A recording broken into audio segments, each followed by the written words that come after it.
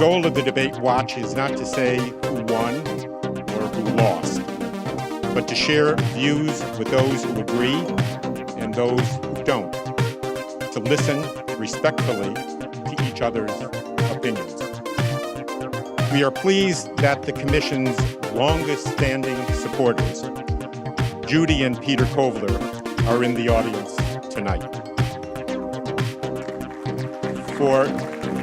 For 32 years, the Judy and Peter Blum Kovler Foundation has given its trust to the nonpartisan mission of the Commission. We are deeply grateful for their belief in our work and their extraordinary contribution to the 2020 debates.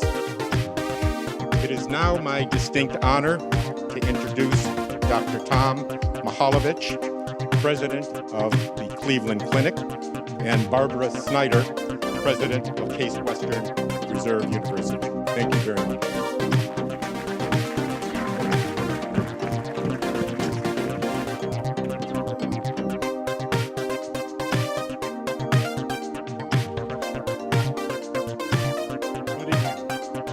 On behalf of Cleveland Clinic, it is my pleasure to welcome you to the city of Cleveland.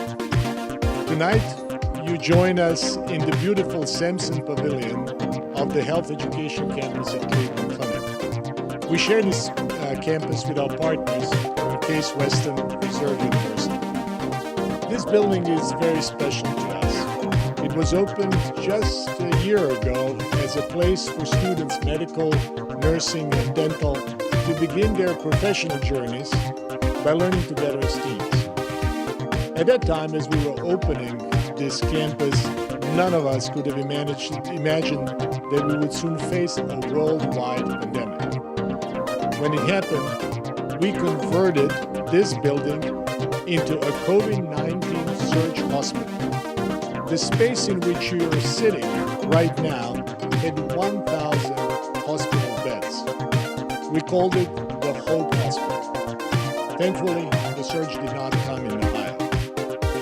Yet tonight, this building serves another purpose, in support of our democracy, and it is a historic occasion for us and for our city. We are proud to support the Commission on Presidential Debates as their health security advisor. We at Cleveland Clinic and our 70,000 caregivers have been serving the health needs in Cleveland since 1921, nearly 100 years. Yet, our organization and our caregivers have never shone brighter than during this pandemic. The pandemic has brought out the best of our organization and our caregivers of our city and our state. Person, Through partnership and collaboration, we see how much we can accomplish when we work together. I love Liv. And we are particularly proud of our partnership with Case Western Reserve University. With that, I would like to introduce my colleague and friend, President of Case Western Reserve University, Barbara Snyder. Thank you, Tom. Case Western Reserve is honored to co-host this presidential debate with our partners at Cleveland Clinic, and delighted to show you this spectacular space we created together. Research has long shown that team-based healthcare leads to better outcomes for patients. Yet nearly every academic institution continues to prepare students in separate buildings, literally in silos. Yet after spending years learning only with students from the same profession, doctors with doctors, nurses with nurses, and so on, they are suddenly expected to know how to work in teams once they get their diplomas. We knew there had to be a better way, and together we built it. Got to be a When better not way. filled with a stage and seats, this atrium gives hundreds of students a huge open space to study, talk, and simply be together. The entire building provides multiple spaces for them to come together, supported by an academic model that emphasizes opportunities to learn with and from one another. Be terrible. Add state-of-the-art technology, and we know our graduates will be uniquely prepared to excel in team-based care and ultimately this all to by lead itself if you don't want any Along commentary the way, over top Cleveland of it. There are Clinic and multiple Case Western sources. Reserve So also I'm learned going from to one another. Among the most valuable Seize lessons the ability to, at some was point, that through collaboration, we achieve far more than either of us can- could achieve alone.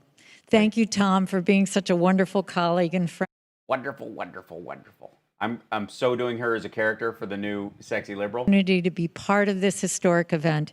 It is a true privilege to contribute to our nation's democratic though? process. And thank you all for watching.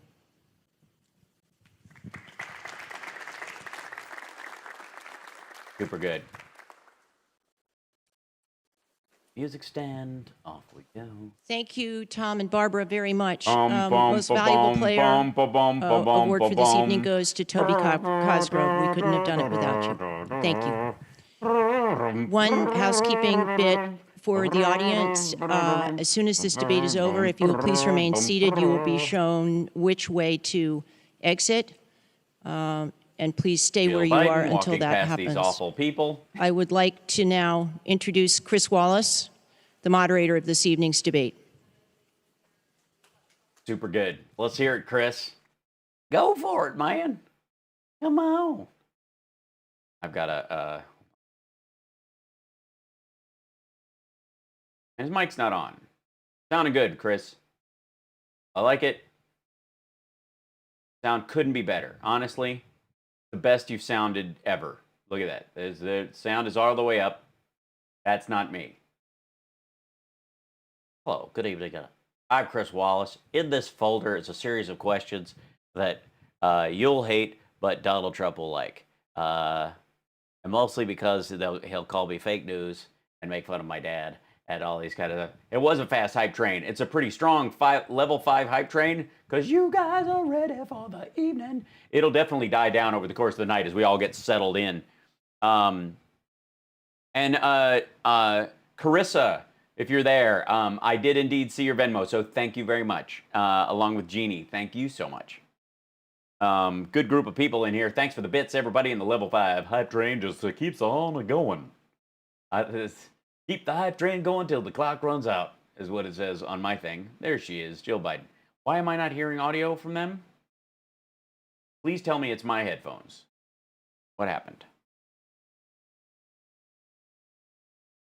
Because it was a distinct... You guys aren't hearing audio either? Because I'm not. Hold on one second. I'm going to pause over here. Then I'm going to go to this. And we'll just zip over to where they are.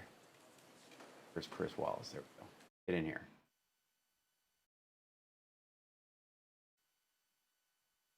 Nope, same problem. Let me guess. Only Fox... but that was Fox Business I was on. This is Fox's channel. Why can I not hear their audio on their website? Maybe they want you to watch it only on their thing, but that doesn't make any sense. Why stream it? What the hell? Look, she looks like someone who's in tax problems. He looks confused. Why am I here? What's going on in my head? Is anything going on at all? It's hard to even say. When one person to another. Hold on. John Melendez was calling me. 1 second. See if we can get him in. Hey. Excellent. Okay, so let's see. I will check my mail and bring you up in here, and it's going to be a good time. Waiting for the event to begin. The audio killed on that part of it. I'm not quite sure why. On the feed from their website. Oh, now it's back. So they turned it off for some specific reason. That was weird. Or they just didn't realize it wasn't piping through. Melania just walked in. Yipe. Okay, hold on. Let's see. It might take us... The first question. Huh? Trump Gets the first question. He does? Like, what is she? She's the first lady, but what number wife is she? It's going to be a game show. According to the prenup, I still have to call her wife number 1, even though she's wife number 3. All right, so should I have started mine or not? Not well. Not. I mean, certainly you can. I haven't gotten your invite yet. It'll take it a second, I think, probably. That's weird because I sent it. Okay. Well, I believe you. I'm just saying it will. Just in case it gets. Who knows? Might indeed get. People are already in my room. Oh, I don't doubt it. Yeah. No, go ahead and hop in there, and then bring me in on your end whenever you can, because that'll work the best. Yeah, but I'm just waiting for your thing. Yeah. Send me another link, just because you try it again. I don't see it. And don't go, hey, send it to this email address, because people can hear you. Because that's always madness when people do that. Well, I always do the same one, but I'll do it again. Yeah, that's fine.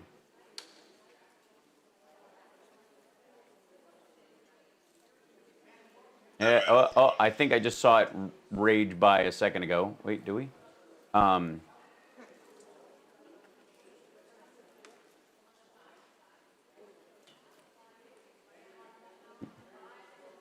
I'm sending it again.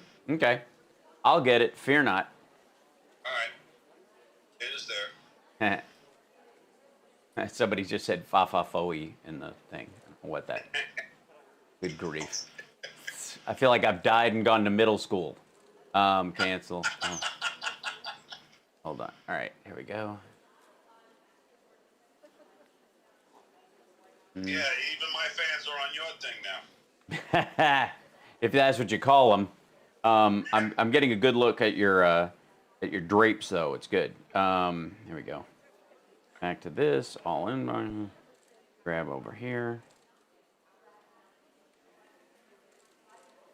It's just there's a delay in it coming up.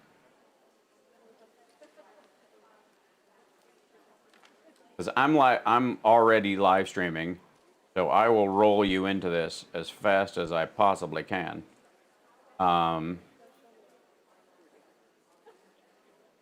Okay, still not seeing it. Why is that? That's weird, because you always see it every time I do it. I know. It's weird.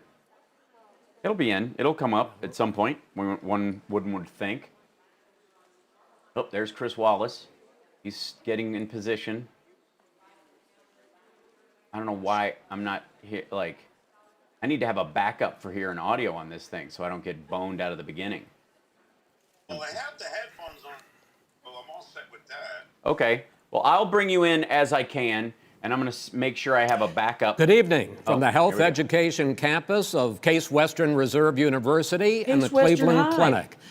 I'm Chris Wallace of Fox News, and I welcome you to the first of the 2020 presidential debates between President Donald J. Trump and former Vice President Joe Biden. This debate is sponsored by the Commission on Presidential Debates. The Commission has designed the format, 6 roughly 15 minutes of and health then- education with campus 2-minute answers answers from each Western candidate Reserve to the first University question and the Cleveland then Clinic. open discussion for the rest of each segment. Both campaigns have agreed That's to okay. these rules. For the record, Start I yours decided up the and start topics talking to your folks, and I'll the send you a questions link. in each topic. Cassie, thank you. I can assure you, none of the questions has been shared with the commission or the 2 candidates. Cool. This debate is being conducted under health and safety protocols designed by the Cleveland Clinic, which is serving as the health security advisor to the commission for all 4 debates. As a precaution, both campaigns have agreed the candidates will not shake hands at the beginning of tonight's debate. Because The audience here in the hall has promised to remain silent. No cheers, no boos or other interruptions, so we, and more importantly you, can focus on what the candidates have to say. No noise except right now, as we welcome the Republican nominee, President Trump, and the Democratic nominee, Vice President Biden.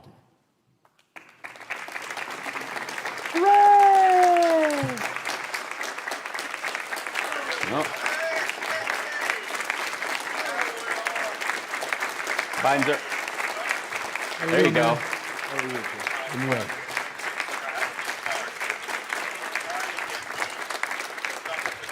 Gentlemen, a lot of people have been waiting for this night, so let's get going. Our first subject is the Supreme Court. Okay. First subject is President Supreme Trump, Court. you nominated Amy Coney Barrett over the weekend to succeed the late Ruth Bader Ginsburg on the court.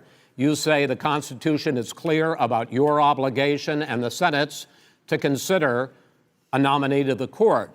Vice President Biden, you say that this is an effort by the president and Republicans to jam through an appointment and what you call an abuse of power. My first question to both of you tonight: why are you right in the argument you make and your opponent wrong? And where do you think a Justice Barrett would take the court? President Trump, in this first segment, you go first, 2 minutes. Thank you very much, Chris. I will tell you very simply, we won the election. Elections have consequences. We have the Senate, we have the White House, and we have a phenomenal nominee, respected by all, top academic, good in every way, good in every way. In fact, some of her biggest endorsers are very liberal people from Notre Dame and other places. So I think she's going to be fantastic. We have plenty of time, even if we did it after the election itself. I have a lot of time after the election, as you know. So I think that she will be outstanding. She's going to be as good as anybody that has served on that court. We really feel that. We have a professor at Notre Dame, highly respected by all, said she's the single greatest student he's ever had. He's been a professor for a long time at a great school. And we won the election, and therefore we have the right to choose her. And very few people knowingly would say otherwise. And by the way, the Democrats, they wouldn't even think about not doing it. If they had, the only difference is they'd try and do it faster. There's no way they would give it up. They had Merrick Garland, but the problem is they didn't have the election, so they were stopped. And probably that would happen in reverse also. Definitely would happen in reverse. What? So we won the election, and we have the right to do it, Chris. President Trump, thank you. Gibberish. Thank you. Same question to you, Vice President Biden. You have 2 minutes. Well, first of all, thank you for doing this, and looking forward to this, Mr. President. Thank you, Joe. The American people have a right to have a say in who the Supreme Court nominee is, and that say occurs when they vote for United States senators and when they vote for the President of the United States. They're not going to get that chance now because we're in the middle of an election already. The election has already started. Tens of thousands of people have already voted. And so the thing that should happen is we should wait. We should wait and see what the outcome of this election is, because that's the only way the American people get to express their view is by who they elect as president and who they elect as vice president. Now, what's at stake here is the president's made it clear he wants to get rid of the Affordable Care Act. He's been running on that, he ran on that, and he's been governing on that. He's in the Supreme Court right now trying to get rid of the Affordable Care Act, which will strip 20 million people from having insurance, health insurance now, if it goes into court. And the justice, and I'm not opposed to the justice, she seems like a very fine person. But she's written before she went on the bench, which is her right, that she thinks that the Affordable Care Act is not constitutional. The other thing that's on the court, and if it's struck down, what happened? Women's rights are fundamentally changed. Once again, a woman could be pay more money because she has a pre-existing condition of pregnancy. They were able to charge a woman more for the same exact procedure a man gets. And that ended when we, in fact, passed the Affordable Care Act. And there's 100 million people who have pre-existing conditions, and they'll be taken away as well. Those pre-existing conditions, the insurance companies are going to love this. And so it's just not appropriate to do this before this election. If he wins pre-existing conditions, insurance companies are going to love it. A Republican, and so it's just not appropriate. Goes forward. If not, we should wait until February. There aren't 100 million people with pre-existing conditions. As far as the say is concerned, the people Hal, okay. If not, we should wait until February. Okay. There aren't 100. Justice Ginsburg said very powerfully, very All right, strongly. but now I don't have your thing. That's fine. 10 I'll years send it to ago you. or so, she said a president and the Senate is elected for a period of time, but a president's that. You elected should be for able to 4 hear me, years. though. We're not elected for 3 years. I'm not elected for 3 years. So we have the Senate, we have a president. He's elected to the next During election. that period of time, we have an opening. I'm not elected for 3 years. I'm elected for 4 years. And the 100 million people, Joe, the 100 million people is totally wrong. I don't know where you got that number. The bigger problem that you have is that you're going to extinguish 180 million people with their private health care that they're very happy with. That's simply not true. Well, you're certainly going to socialist. You're going to socialist medicine. We're now into, gentlemen, we're now into open discussion. He's gone to the socialist Yes, I thing. agree. Yeah. Go ahead, Vice President. Number White. one, he knows that what I proposed. What I proposed is that we expand Obamacare and we increase it. We do not wipe any. And one of the big debates we had with 23 of my colleagues trying to win the nomination that I won were saying that Biden wanted to allow people to have private insurance still. They can. They do. They will under my proposal. It's not what you've said, But and it's not what your party has said. That is simply your party a lie. doesn't say it. Your party That is wants to simple. go socialist My medicine. party is socialist right healthcare. now. I am and the they're going to Democratic dominate Party. you, Joe. You know that. I am the Democratic Party right now. The platform of the Not according Democratic to Party Harris. is what I, in fact, approved of. What I approved of. Now, here's the deal. The deal is that it's going to wipe out pre-existing conditions. And by the way, the 200,000 people that have died on his watch, how many of those have survived? Well, there's 7 million people that contracted COVID. What does it mean for them going forward if you strike down the Affordable Care Act? And Joe, you've had pre-existing 308,000. He interrupts every freaking second, It's it's provide so-called. proper health care in the military. So don't tell me I'm about happy this. to talk about And this. if you were here, Look, it here's wouldn't the be deal. 200. It would be 2 million people because you were. All very right, so late Hal, to the his- law. You didn't his want me to whole- ban China, which was his heavily whole, effective. You didn't want me to ban. playbook All is right, to wait, attack gentlemen, Joe right. Biden on That everything he was says. Mr. President, You would have been Mr. much President, later, Joe. Mr. President, much later. Mr. President. You're talking about 2 million people. You're not gonna be able President, to as shut a him up. moderator, we are going to talk about COVID in the next segment, but go ahead. Let me finish. The point is that the president also is opposed to Roe v. Wade. That's on the ballot as well in the court. And so that's also at stake right now. And so the election is already You don't know it's on the begun. ballot. Why is it on the ballot? Because Why is you it on the gonna- ballot? It's not on the ballot. It's on the ballot in the I court. don't think so. In the court. Well, There's nothing happening there. Donald, would you And you just be don't quiet know for a her minute? view on Roe v. Wade. You I don't don't know her know. view. Well, all right. Let's talk. We got a lot to unpack here, gentlemen. We got a lot of time. So, on health care, and then we'll come back to Roe v. Wade. All right. Mr. President, the Supreme Court will hear a case a week after the election in which the Trump administration, along with 18 state attorneys general, are seeking to overturn That's right. Obamacare, to end Obamacare. You have spent the last... Because they want to give good health care. If I may ask Go ahead. my question, sir.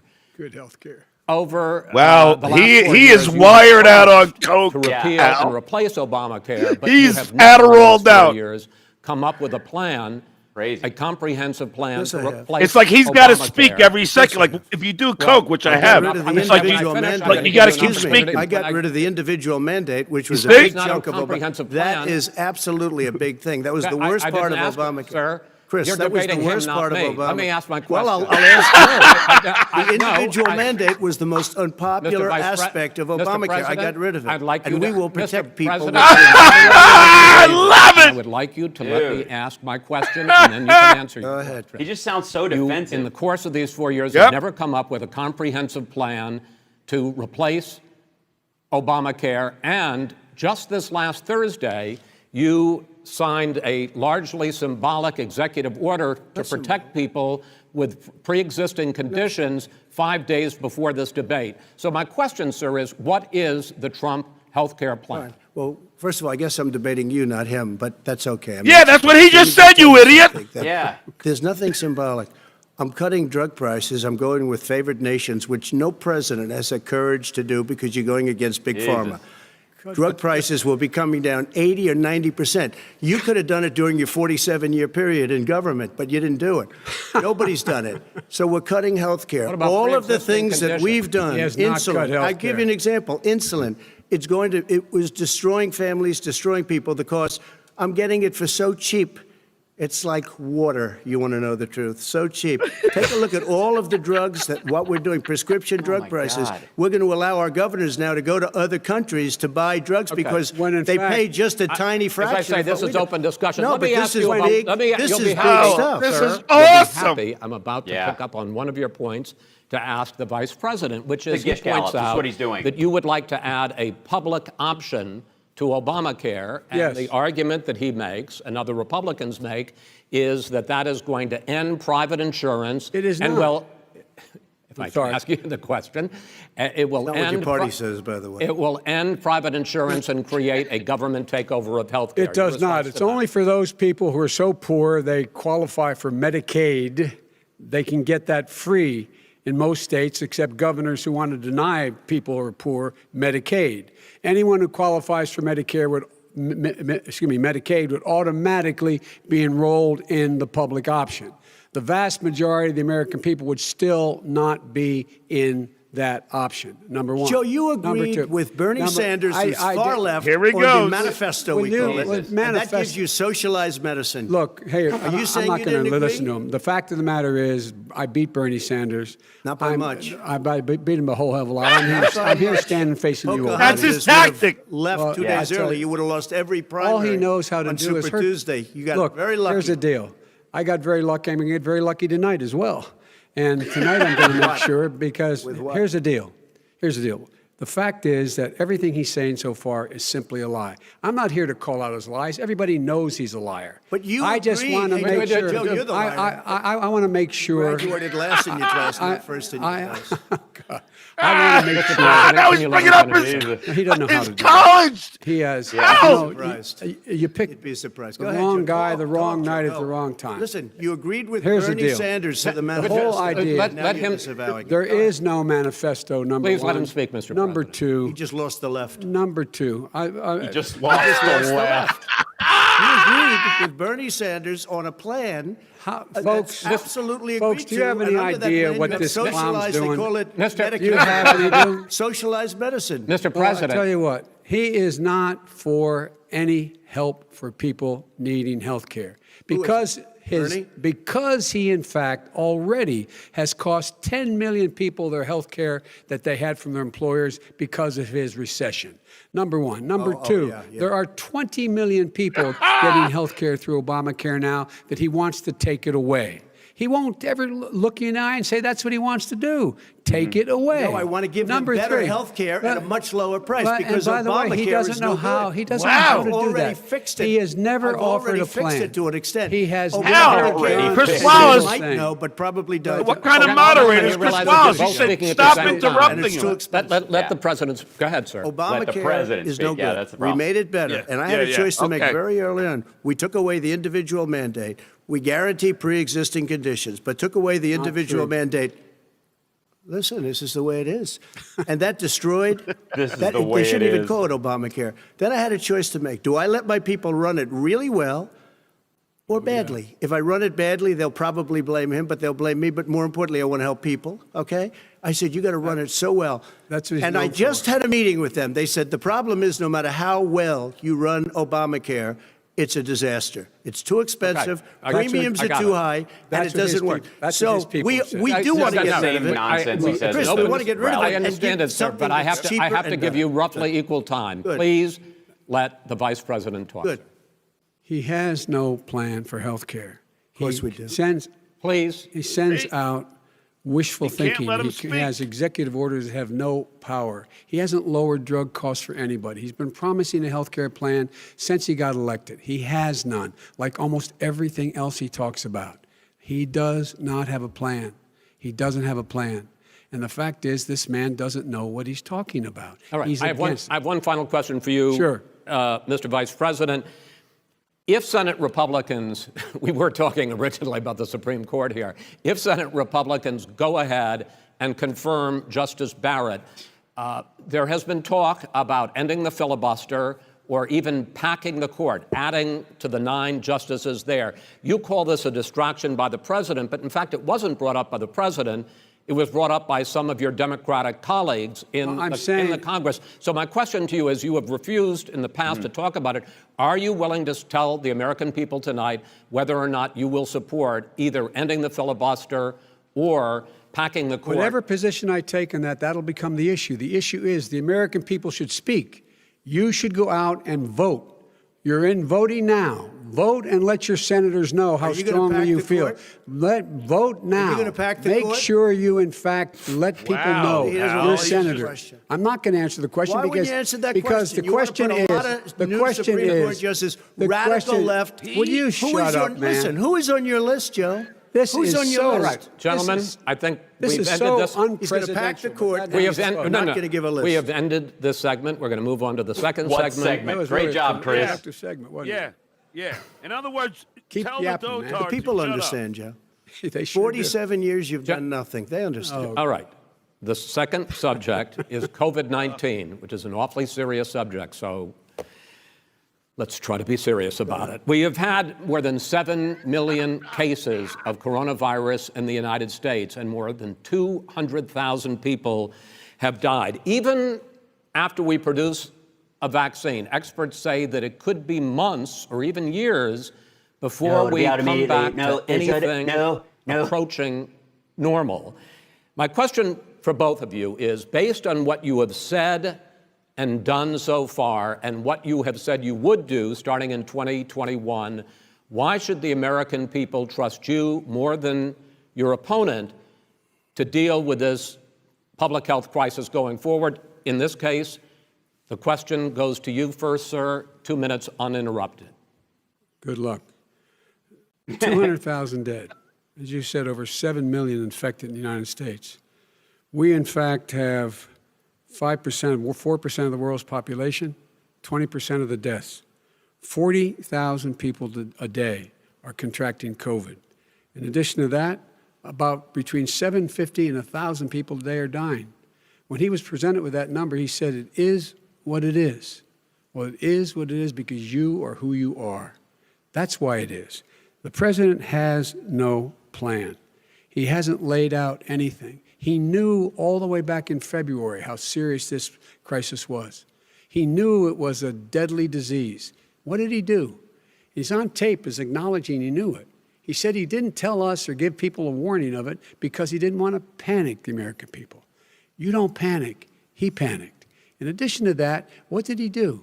He went in and we were insisting that the Chinese, the people we had on the ground in China should be able to go to Wuhan and determine for themselves how dangerous this was. He did not even ask Xi to do that. He told us what a great job Xi was doing. He said we owe him a debt of gratitude for being so transparent with us. And what did he do then? He then did nothing. He waited and waited and waited. He still doesn't have a plan. I laid out back in March exactly what we should be doing. And I laid out again in July what we should be doing. We should be providing all the protective gear possible. We should be providing the money the House has passed in order to be able to go out and get people the help they need to keep their businesses open schools. It costs a lot of money. You should get out of your bunker and get out of the sand trap and get in your golf course and go in the Oval Office and bring together the Democrats and Republicans and fund what needs to be done now to save lives. So if we would have listened to you. You have 2 minutes, sir. If we would have listened to you, the country would have been left wide open. Millions of people would have died, not 200,000, and one person is too much. It's China's fault. It should have never happened. They stopped it from going in, but it was China's fault. And by the way, when you talk about numbers, you don't know how many people died in China. You don't know how many people died in Russia. You don't know how many people died in India. They don't exactly give you a straight count, just so you understand. But if you look at what we've done, I closed it, and you said he's xenophobic. He's real? a racist, and he's xenophobic because you didn't think I should have closed our country. Wait a minute. It says 2 minutes. You didn't think we should have closed our country because you thought it was terrible. You wouldn't have closed it for another 2 months. By my doing it early, in fact, Dr. Fauci said, President Trump saved thousands of lives. Many of you Democrat governors said, President Trump did a phenomenal job. We worked with the governor. Oh, really? Go take a look. The governors said I did a phenomenal job. Most of them said that. In fact, people that would not be necessarily on my side said that. President Trump did a phenomenal job. We did. We got the gowns. We got the masks. We made the ventilators. You wouldn't have made ventilators. And now we're weeks away from a vaccine. We're doing therapeutics already. Fewer people are dying when they get sick. Far fewer people are dying. We've done a great job. The only thing I haven't done a good job, and that's because of the fake news. No matter what you say to them, they give you bad press on it. It's just fake news. Yep, they give you good press. They give me bad press because that's the way it is, unfortunately. But let me just tell you something. I don't care. I've gotten used to it. But I'll tell you, Joe, you could never have done the job that we did. You don't have it in your blood. You could have never done that job. I know how to do the job. I know how to get the job Well, you didn't do very well in swine flu. H1N1, you were a disaster. Your own chief of staff said you were a disaster. 14,000 people died, not 200,000. There was no economic recession. Sir, you made a There was no recession. You made a point. Let him answer. And there was no one. We didn't shut down the economy. This is his economy he's shut down. The reason it's shut down is because, look, you folks at home, how many of you got up this morning and had an empty chair at the kitchen table because someone died of COVID? How many of you were in a situation where you lost your mom or dad and you couldn't even speak to them? You had a nurse holding a phone up so you could, in fact, say goodbye. You would have lost far more people. Far more people. And, you would have been. And by the way, his own CDC director says we could lose as many as another 200,000 people between now and the end of the year. And he held up. He said, if we just wear a mask, we can save half those numbers. Just a mask. And by the way, in terms of the whole notion of a vaccine, we're for a vaccine, but I don't trust him at all, nor do you. I know you don't. What we trust is a scientist. You don't trust Dr. Johnson Fauci? Johnson, Pfizer? Okay, by the way, gentlemen, let me move on to questions about the future, because you both have touched on two of the questions I'm going to ask.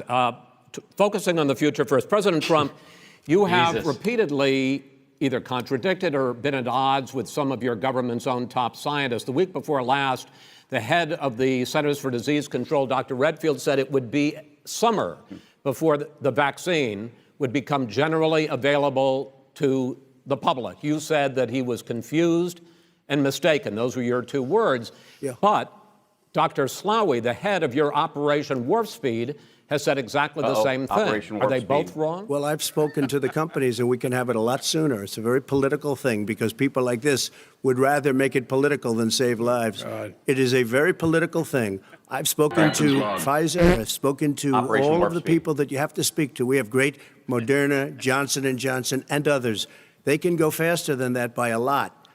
Become very political because the left, or I don't know if I call them left, I don't know what I call them. So you're suggesting that the head of your Operation Warp Speed, Dr. Slaoui? I disagree with him. Yeah, no, I disagree with both of them. And he didn't say that. He said it could be there, but it could also be much sooner. I had him in my office 2 days ago. He talked about the summer, sir, before it's generally available. Just like he said it's a possibility that we'll have the answer before November 1st. It could also be after when it's that. generally available. Well, we're going to deliver it right away. We have the military all set up logistically. They're all set up. We have our military that delivers soldiers, and they can do 200,000 a day. They're going to be delivering. This is the same man who told you by Easter this would be gone away. By the warm weather, it'd be gone. Miraculous, like a miracle. And by the way, maybe you could inject some bleach in your arm, and that would take care of it. This is the same man. That was said sarcastically, and you know that. That was said sarcastically. And so here's the deal. This man is talking about a vaccine. Every serious company is talking about maybe having a vaccine done by the end of the year. But the distribution of that vaccine will not occur until sometime beginning or the middle of next year to get it out, if we get the vaccine. And pray God we will. Pray God we will. Mr. Vice President, I want to pick up You'll have the vaccine sooner. I want to pick up on this question, though. You say the public can trust the scientists, but they can't trust President Trump. In fact, you said that again tonight. Your running mate, Senator Harris, goes further, saying the public health experts, quote, will be muzzled, will be suppressed. Given the fact that polls already show that people are concerned about the vaccine and are reluctant to take it, are you and your running mate, Senator Harris, contributing to that fear? No more than the question you just asked him. You pointed out. He puts pressure and disagrees with his own scientists. But you're saying Senator Harris is saying you can't trust the scientists. No, you can trust the scientists. She didn't say that. You can't trust. She said the public health experts, quote, will be muzzled, will be suppressed. Well, that's what he's going to try to do. But there's millions of scientists, there's thousands of scientists out there, like here at this great hospital, that don't work for him. Their job doesn't depend on him. That's not. They're the people. And by the way, I spoke to the scientists that are in charge. By the way, they will have the vaccine very soon. Let him finish. Do you believe for a moment what he's telling you in light of all the lies he's told you about the whole issue relating to COVID? He still hasn't even acknowledged that he knew this was happening, knew how dangerous it was going to be back in February, and he didn't even tell you. He's on record as saying it. He panicked or he just looked at the stock market, one of the two, because guess what? A lot of people died, and a lot more are going to die unless he gets a lot smarter, a lot quicker. Mr. President? Did you use the word smart? So you said you went to Delaware State, but you forgot the name of your college. You didn't go to Delaware State. You graduated either the lowest or almost What the is lowest this? in your class. What? Don't ever use the word smart with me. Don't ever use that word. Oh, give me a break. Because You're you know not what? smart, There's you nothing idiot. smart about you, Joe. 47 years you've done nothing. Well, let's have this debate. And if We'll you see would have who's had, let me just tell you something, Joe. No, If you would have had the charge of what I was put through, I had to close the greatest economy in the history of our country. And by the way, now it's being built again. see, and he's it's We're going to going get up to the fast. economy in the next segment, sir. Okay. It's going up fast. I look Okay. forward to talking. When it comes to how the virus has been handled so far, the two of you have taken very different approaches, and this is going to affect how the virus is handled going forward by whichever of you ends up becoming the next president. Wow. I want to quickly go through several of those. Reopenings. Vice President Biden, you have been much more reluctant than President Trump about reopening the economy and schools. Why, sir? Because he doesn't have a plan. If I were running, I know what the plan is. You've got to provide these businesses the ability to have the money to be able to reopen with the PPE as well as with the sanitation they need. You have to Tell provide that them to Nancy plastic. Pelosi. There he Well, goes. he's just shush for a minute. Tell it to Nancy Pelosi. And Schumer, by the Brian way, Chuck. Nancy Here we go. Pelosi This and is- Schumer, this is they have a plan. Unbelievable. He won't Hal. even meet with them. The Republicans Can't won't even meet with the reach Senate. back. And he, Right. and he sits on his golf course. And well, I mean, literally, think about it. You probably All right, play think more than about I it. do, Joe. What about this question of reopenings and the fact Well, he wants to shut down this country, and I want to keep it open. And we You did a just- great you thing just by admitted shutting he it shut down. it down. Wait a minute, Let Joe. him Let me finish, shut sir. you down for a second, Joe, just for 1 second. We want to. He wants to shut down the country. We just went through it. We had to because we didn't know anything about the disease. Now we found that elderly people with heart problems and diabetes and different problems are very, very vulnerable. We learned a lot. Young children aren't. Even younger people aren't. We've learned a lot. But he wants to shut it down. More people will be hurt by continuing. If you look at Pennsylvania, if you look at certain states that have been shut down, they have Democrat Swing governors states. all. Right. One of the reasons they're shut down is because they want to keep it shut down until after the election on I November want to 3rd. move on to another because subject. it's a I want to move political on to thing. another I've subject. got to But respond. those, I but wanna those move- states, gentlemen, I those wanna move states on to are another not subject. doing well that are shut down Which is right gotta now. respond to that. Wants to President shut Trump, down the you whole have country. begun Right. to Chris isn't increasingly allowing question the the answer effectiveness to the, of masks you know, as a a disease moment of rebuttal. preventer. It's usually 2 and minutes, in fact, 2 minutes, recently and you have 30 cited seconds. the issue of Mark me as waiters the, touching their masks and touching comment. plates. He says, Are you Trump questioning Michael. No, I think the masks efficacy are of okay. of You have to masks? understand, if you look, I mean, I have a This guy's- mask right here. I put a mask on, when I think I need it. Tonight, as an example, everybody's had a test, and you've had social distancing and all of the things that you have to, but I Just wear like your masks rallies. when needed. When needed, I wear masks. Okay, let me ask. I don't wear masks like him. Every time you see him, he's got a mask. He could be speaking 200 feet away from it. He shows up with the biggest mask I've ever seen. I will say this. Vice President Biden, go ahead, sir. Jesus. Look, What did he the wear? way to The open Howard Stern businesses mask? is give them the Right. wherewithal to be Jay able to Leno open. head mask? We provided money. The Congress. But I was asking you, sir, about masks. Well, masks make a big difference. His own head of the CDC said if we just wore masks between now, everybody wore masks in social distance between now and January, we'd probably save up to 100,000 lives.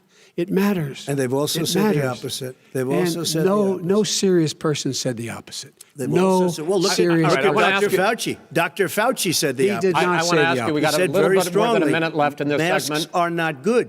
Then he changed his mind. He said masks are good. I I'm wanna okay ask- with masks. I I'm want to not ask you fighting both about masks. one last He subject didn't say because mask good. your different approaches has even affected the Then way he that said you mask have good. campaigned.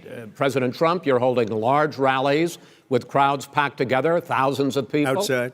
I'm trying to Outside, kill yes, my sir. followers. Agreed. Vice President Biden, you are holding much smaller events with Because nobody will show up. people with It's true. Nobody shows up to his rallies. All right. In any case, why you holding the big rallies? Why you not? Why is he beating you Who by the go 10 first, points? sir. fuck is Because buying people want to Right. hear what I have to say. I mean, But are you I've not done a worried great about it job spreading as a disease? president, and I'll have 35,000 people show up at airports. We use airports. Are you and not worried hangars, about and we the have a disease lot of issues, people. sir? Well, so far we have had no brags about problem himself. whatsoever. It's outside. That's a big difference, according to the experts. And we do them outside. We have tremendous crowds, as you see. I mean, and literally on 24 hours notice. And Joe does the circles and has 3 people someplace. Okay. By the way, did you see Yes, sir. one of the last big rallies he has? And a reporter came up to him to ask him a question. He said, no, stand back. Put on your mask. Put on a mask. Have you been tested? I'm way far away from those other people. That's what he said. I'm going to be okay. He's not worried about you. He's not worried about the people out there breathing in one another. We've had no negative effect. No negative effect. We've had no negative effect. And we've had 35, 40,000 people at these rallies. Just quickly finish up because I want to move on to our next. Yes, I would. He's been totally irresponsible the way in which he has handled the social distancing and people wearing masks, basically encouraged them not to. All right. He's a fool on this. If you could get the crowds, you would have done the same thing. But you can't. Nobody cares. Gentlemen, can we move on to the economy? Yes. The economy is, I think it's fair to say, recovering faster than expected from the shutdown. Much faster. In the second quarter, the unemployment rate fell to 8.4% last month. The Federal Reserve says the hit to growth, which is going to be there, is not going to be nearly as big as they had expected. President Trump, you say we are in a V-shaped recovery. Vice President Biden, you say it's more of a K-shape. What difference does that mean to the American people in terms of the economy? President Trump, in this segment, you go first. So we built the greatest economy in history. We closed it down because of the China plague. When the plague came in, we closed it down, which was very hard psychologically to do. He didn't think we should close it down, and he was wrong. And again, 2 million people would be dead now instead of still 204,000 people is too much. One person is too much. Should have never happened from China. But what happened is we closed it down, and now we're reopening, and we're doing record business.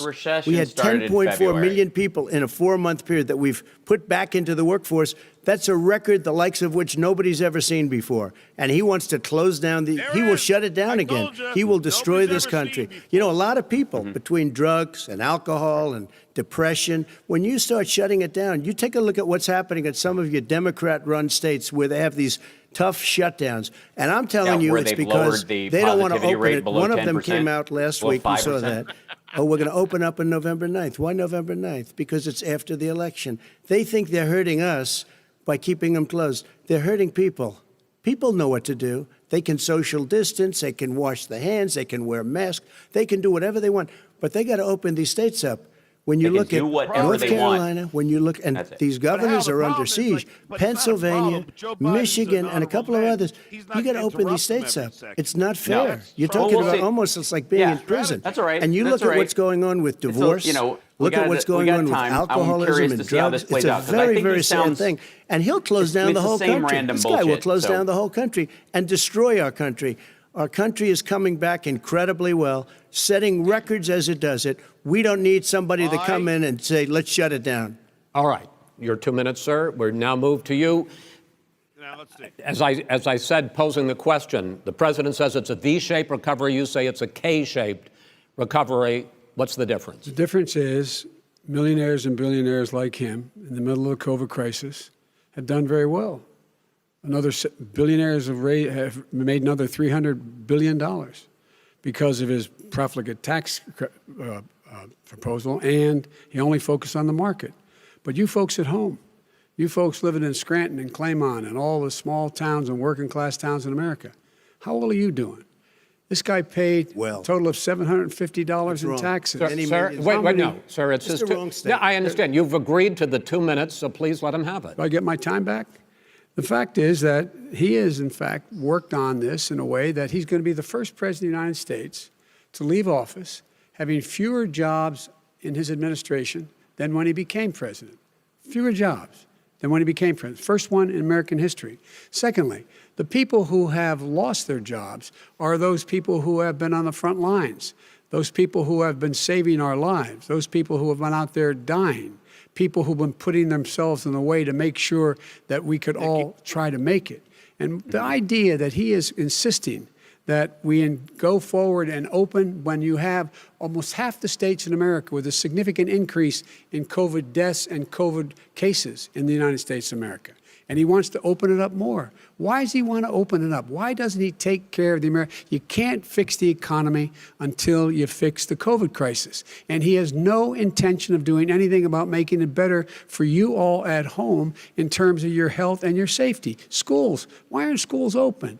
Because it costs a lot of money to open them safely. You know, they were going to give, his administration was going to give the teachers and school students masks. And then they decided, no, couldn't do that because it's not a national emergency. Not a national emergency. They've done nothing to help small businesses. Nothing. They're closing. 1 in 6 is now gone. He ought to get on the job and take care of the needs of the American people so we can open safely. All right. Your time is up, sir. We are going to get to... I have to respond to that. Well, you both had 2 minutes, sir. Excuse me, he made a statement. So did you. People want their schools, people want their schools open. They don't want to be shut down. They don't want their state shut down. Chris Wallace just gave They him want their rebuttal restaurants. time, I look at New York, which he it's did so not give to sad what's Biden. happening in New York. It's almost like a ghost town, and I'm not sure it can ever recover what they've done in New York. People want their places open. They want to get back to their lives. They'll want be to be careful, safe. but they want their schools open. People want I'm to the be one that safe. brought back football. By the way, I brought back Big Ten football. It was me, and Jesus I'm very Christ. happy to do it. And All right, people of let's- Ohio are very proud of me. And you know We're going how to I get found back. out? When he took Gentlemen, a phony we're going to ad. get to your economic plans going forward in a moment. But first, Mr. President, as you well know, there's a new report that in 2016, the year you were elected president, and 2017, your first year as president, that you paid $750 a year in federal income tax each of those years. I know that you pay a lot of other taxes, but I'm asking you the specific question. Is it true that you paid $750 in federal income taxes each of those 2 years? I paid millions of dollars in taxes, millions of dollars of income tax. And let me just tell you, there was a story in one of the papers. Show us your tax I paid returns. $38 million one year. I paid $27 million Show us your tax one year. returns. I went... you'll see it as soon as it's finished. You'll see it. You know, if you want to do, go to the Board of Elections. There's a 118-page or so report that says everything I have, every bank I have, I'm totally under-leveraged because the assets are extremely good, and we have a very, I built Sir, a great I'm asking company. you a specific question, which But is... let me tell you- I understand all of that. Release your I tax understand return. all of that. But let me- No, Mr. President. Go ahead. I'm asking you a question. Will you tell us how much you paid in federal income taxes in 2016 and 2017? Millions of dollars. You paid millions of dollars? Millions of dollars. So yes. not 750? Millions of dollars, and you'll get to see it. I'm- And you'll get to When? see it. But let me just Inshallah? tell you, Chris, let me just tell you something, that it was the tax What did he say, laws. Al? I don't want to pay tax. Before I came here, I was a private developer. I was a private business people. Like every other I was a private private person, business unless they're people. stupid, they go through the laws, and that's what it is. He passed a tax bill that gave us all these privileges for depreciation and for tax credits. We build a building and we get tax credits, like the hotel on Pennsylvania Avenue. You get a massive, which, by the way, was given to me by the Obama administration, if you can believe that. Now, the man got fired right after that happened. But Vice that's President Biden, you want to respond? Yeah, I do want to respond. Look, the tax code that made him, put him in a position that he pays less tax than a school teacher makes on the money a school teacher makes is because of him he says he's smart because he can take advantage of the tax code. And he does take advantage of the tax code. That's why I'm going to eliminate the Trump tax cuts. And I'm going to eliminate those tax cuts and make sure that we invest in the people who, in fact, need the help.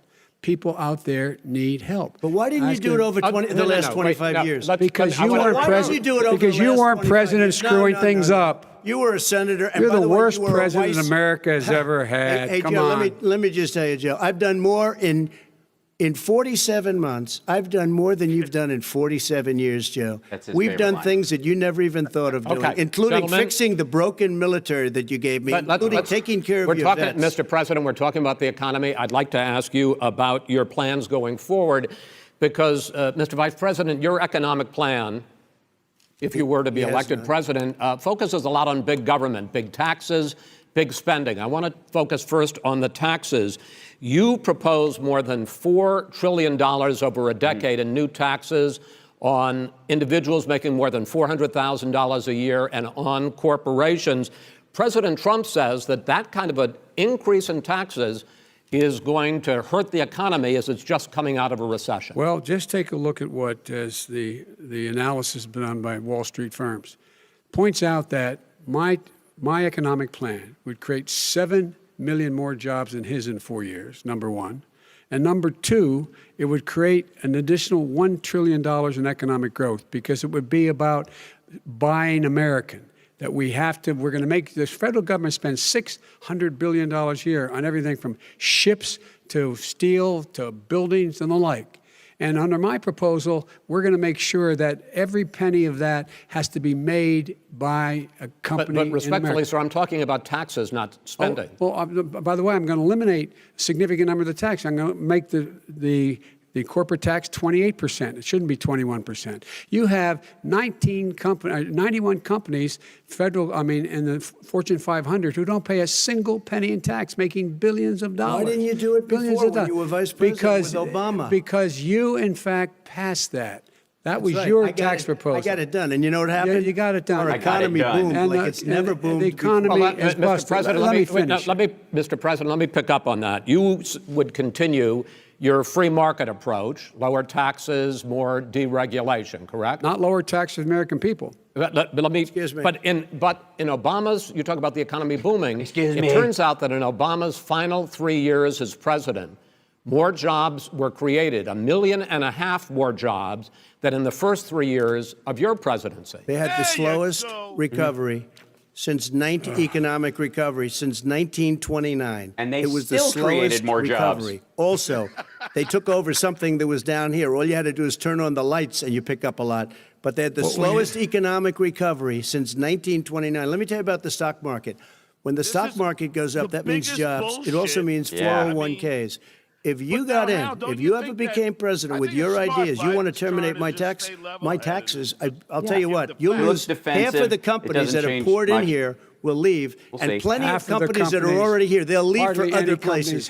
They will leave, and you will have a depression, the likes of which you've never seen. Look, we inherited the worst recession short of a depression in American history. I was asked to bring it back. We were able to have an economic recovery that created the jobs you're talking about. We handed him a booming economy. He blew it. It wasn't booming. booming. He blew it. It wasn't booming. It was the weakest recovery since 1929. Is it fair to say he blew it when, in fact, when there was record low unemployment before COVID? Yeah, but because what he did, even before COVID, manufacturing went in the hole.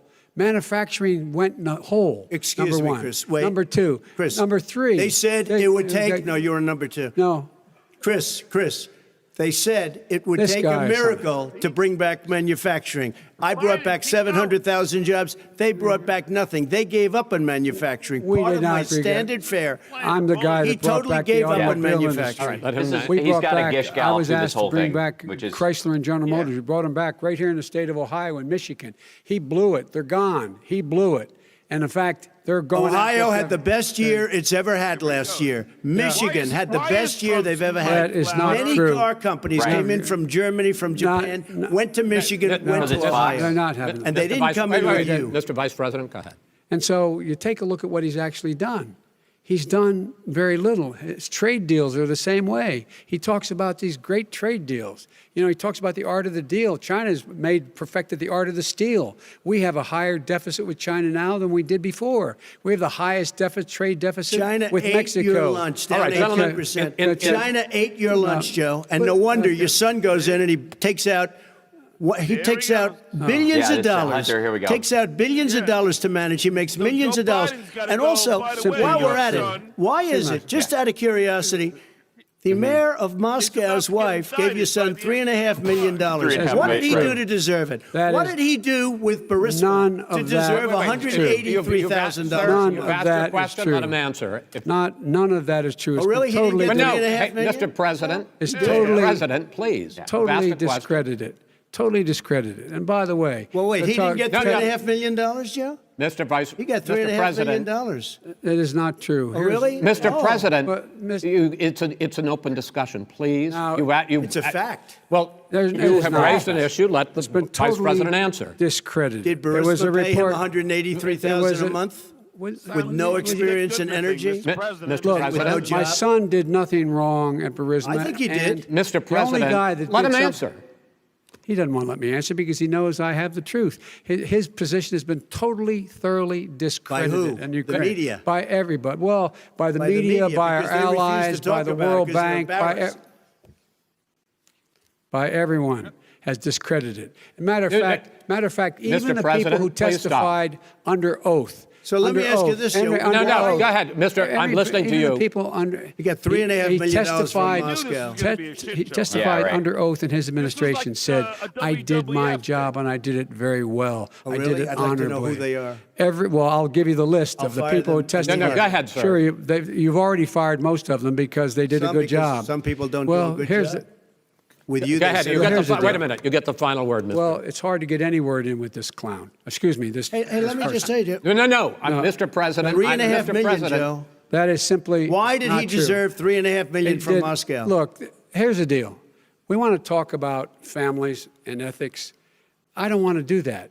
I mean, his family we could talk about all night. His family's My already. family, No, let him go. my family already lost wrote. a fortune by coming down and helping Go us ahead. with Go government. ahead, sir. And that's Every- such a. and they're right That's here. it, Mr. That's such Every a great. single one of them lost This a is not fortune about by President. my coming and family or helping his us with family. It's government. about your family. They didn't the American make $3.5 people. million He for doesn't. nothing. That's not true. It doesn't want to talk about what you need. You, the American people. It's about you. That's what we're talking about you here. should All right, Take that's it the, about end of here. that's the end of the Shouldn't have segment. taken the money. We're moving on. He didn't take them. Well, Vice it's a very- President, but Chris, no, can I be honest? It's a very important Try to be question. honest. No, I He think stood it's- up. No, He stood up. the answer to and the he question is no. threatened Ukraine. No, sir. With $1 billion, if you That don't get rid is of us. you know what, you're- absolutely wait, not stop. true. You're doing it. You're going to You're have on tape. True. Gentlemen. I mean, what the I hate to raise my voice, He's but on it seems tape. to be, why shouldn't I be different than the two of you? So here's the Got a deal. good point. Oh, the two we have hasn't raised his voice. 6 segments. We have ended that segment. We're going to go to the next segment. In that segment, you each are going to have 2 uninterrupted moments. In those 2 uninterrupted minutes, Mr. President, you can say anything you want. I'm going to ask a guarantee question about Joe race, Biden but if will you want to respect answer that. about something else, go Well, ahead. at this But point, I think that what do you the think? country would be Should he better or should he served not?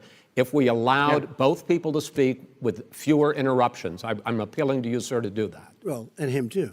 Well, frankly, you've been doing more interrupting Well, that's than all he right, has. but he does plenty. Well, less than, sir, less Less than, than- no, less than you You have. idiot. Let's please continue on. The issue of race. Vice President Biden, you say that President Trump's response to the violence in Charlottesville 3 years ago, when he talked about very fine people on both sides, was what directly led you to launch this run for president. Oh, yeah, sure.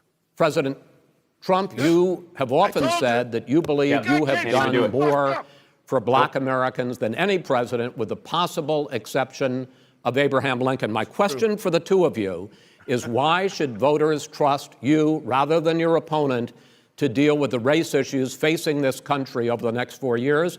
Vice President Biden, you go first. It's about equity and equality. It's about decency. It's about the Constitution. And we have never walked away from trying to require equity for everyone, equality for the whole of America.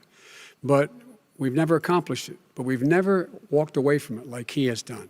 It is true. The reason I got in the race is when those people, close your eyes, remember what those people looked like coming out of the fields carrying torches, their veins bulging, just spewing anti-Semitic bile, and accompanied by the Ku Klux Klan. A young woman got killed. And they asked the president what he thought. He said there were very fine people on both sides. No president has ever said anything like that. It is whose Now, second sir. point I'd make to you Nope. is that when Floyd was killed, when Mr. Floyd was killed, there was a peaceful protest in front of the White House. What did he do? He came out of his bunker, had the military use tear gas on him so he could walk across to a church and hold up a Bible.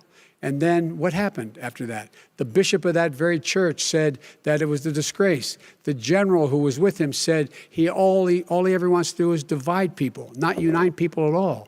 This is a president who has used everything as a dog whistle to try to generate racist hatred, racist division. This is a man who, in fact, you talk about helping African Americans. 1 in 1,000 African Americans has been killed because of the coronavirus. And if he doesn't do something quickly, by the end of the year, 1 in 500 will have been killed. 1 in 500 African Americans. This man is a savior of African Americans. This man cares at all. This man's done virtually nothing. Look, the fact is that you have to look at what he talks about. You have to look at what he did. And what he did has been disastrous for the African American community. So, President Trump, you have 2 minutes. Why should Unemployment. Americans trust you over your opponent to deal with he racism? did a crime bill, 1994, where you call them super predators, African Americans, the super predators, and they've never forgotten it. They've never forgotten it, Joe. No, sir, it's his 2 minutes. So you did that, and they call you a super predator, and I'm letting people out of jail now that you have treated the African American population community, you have treated the black community about as bad as anybody in this country. You did the 1990, and that's why if you look at the polls, I'm doing better than any Republican has done in a long time, because they saw what you did. You call them super predators, and you've called them worse than that. Because you look back at your testimony over the years, you've called them a lot worse than that. As far as the church is concerned, and as far as the generals are concerned, we just got the support of 250 military leaders and generals, total support. Law enforcement, almost every law enforcement group in the United States. I have Florida, I have Texas,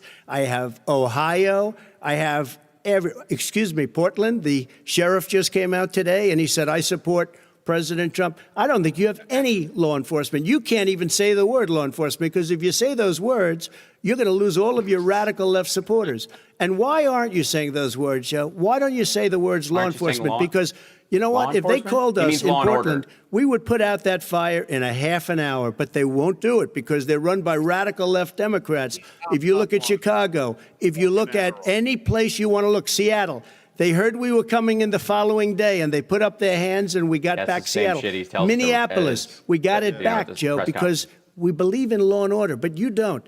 The top 10 cities and just about the top 40 cities are run by Democrats and, in many cases, radical left. And they've got you wrapped around their finger, Joe, to a point where you don't want to say anything about law and order.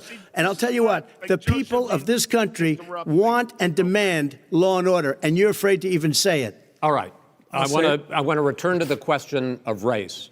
Vice President Biden, after the grand jury in the Breonna Taylor case decided not to charge any of the police with homicide, you said it raises the question, quote, whether justice could be equally applied in America. Do you believe that there is a separate but unequal system of justice for blacks in this country? Yes, there is. There's systemic injustice in this country, in education and work and in law enforcement and the way in which it's enforced. But look, the vast majority of police officers are good, decent, honorable men and women. They risk their lives every day to take care of us. But there are some bad apples. And when they occur, when they find them, they have to be sorted out. They have to be held accountable. They have to be held accountable. And what I'm going to do as President of the United States is call together an entire group of people at the White House, well, everything from the civil rights groups to the police officers, to the police chiefs, and we're going to work this out. We're going to work this out so we change the way in which we have more transparency in when these things happen. These cops aren't happy to see what happened to George Floyd. These cops aren't happy to see what happened to Breonna Taylor. Most don't like it. But we have to have a system where people are held accountable. And by the way, violence in response is never appropriate. Never appropriate. Peaceful protest is. Violence is never appropriate. All right. What is peaceful protest? When they run through the middle of the town and burn down your stores and kill people all over the place? That is not peaceful. President Trump, I'm not asking. But you say it is. President Trump, I'd like to continue with the issue of race. I promise we're going to get to the issue of law and order in a moment. We saw our first gas this moment month, from Trump. Your administration directed federal agencies to end racial sensitivity training that addresses white privilege or critical race theory. Why did you decide to do that, to end racial sensitivity training? And do you believe that there is systemic racism in this country, sir? I ended it because it's racist. I ended it because a lot of people were complaining that they were asked to do things that were absolutely insane, that it was a radical revolution that was taking place in our military, in our schools, all over the place, and you know it, and so does everybody what else. Is radical, and he would know. What is it was radical totally about racist. racial sensitivity training? If you were a certain person, you had no status in life. It was sort of a reversal. And if you look at the people, we were paying people hundreds of thousands of dollars to teach very bad ideas and, frankly, very sick ideas. And really, they were teaching people to hate our country. And I'm not going to do that. I'm not going to allow that to happen. We have to go back to the core values of this country. They were teaching people that our country is a horrible place, it's a racist place, and they were teaching people to hate our country. And I'm not going to allow that to happen. Vice President Biden? Nobody's doing that. He's the racist. You just don't know. Here's the deal. I know a lot more about this than he does. Let him finish. The fact is that there is racial insensitivity. People have to be made aware of what other people feel like, what insults them, what is demeaning to them. It's important to people know they don't want to. Many people don't want to hurt other people's feelings, but it makes a big difference. It makes a gigantic difference in the way a child is able to grow up and have a sense of self-esteem. It's a little bit like how this guy and his friends look down on so many people. They look down their nose on people like Irish Catholics like me and grew up in Scranton. They look down on people who don't have money. They look down on people who are of a different faith. They look down on people who are a different color. In fact, we're all Americans. The only way we're going to bring this country together is bring everybody together. There's nothing we cannot do if we do it together. We can take this on and we can defeat racism in America. During the Obama-Biden administration, there was tremendous division. There was hatred. You look at Ferguson. You go to many places. Look at Oakland. Look what happened in Oakland. Look what happened in Baltimore. Look what happened. Frankly, it was more violent than what I'm even seeing now. But the reason is that the Democrats that run these cities don't want to talk like you about law and order. And you still haven't mentioned. Are you in favor of law and order? I'm in favor of law. You follow it. Are you in favor of law and order? Go ahead. You asked a question. Let him finish. Law and order. Law and order with justice, where people get treated fairly.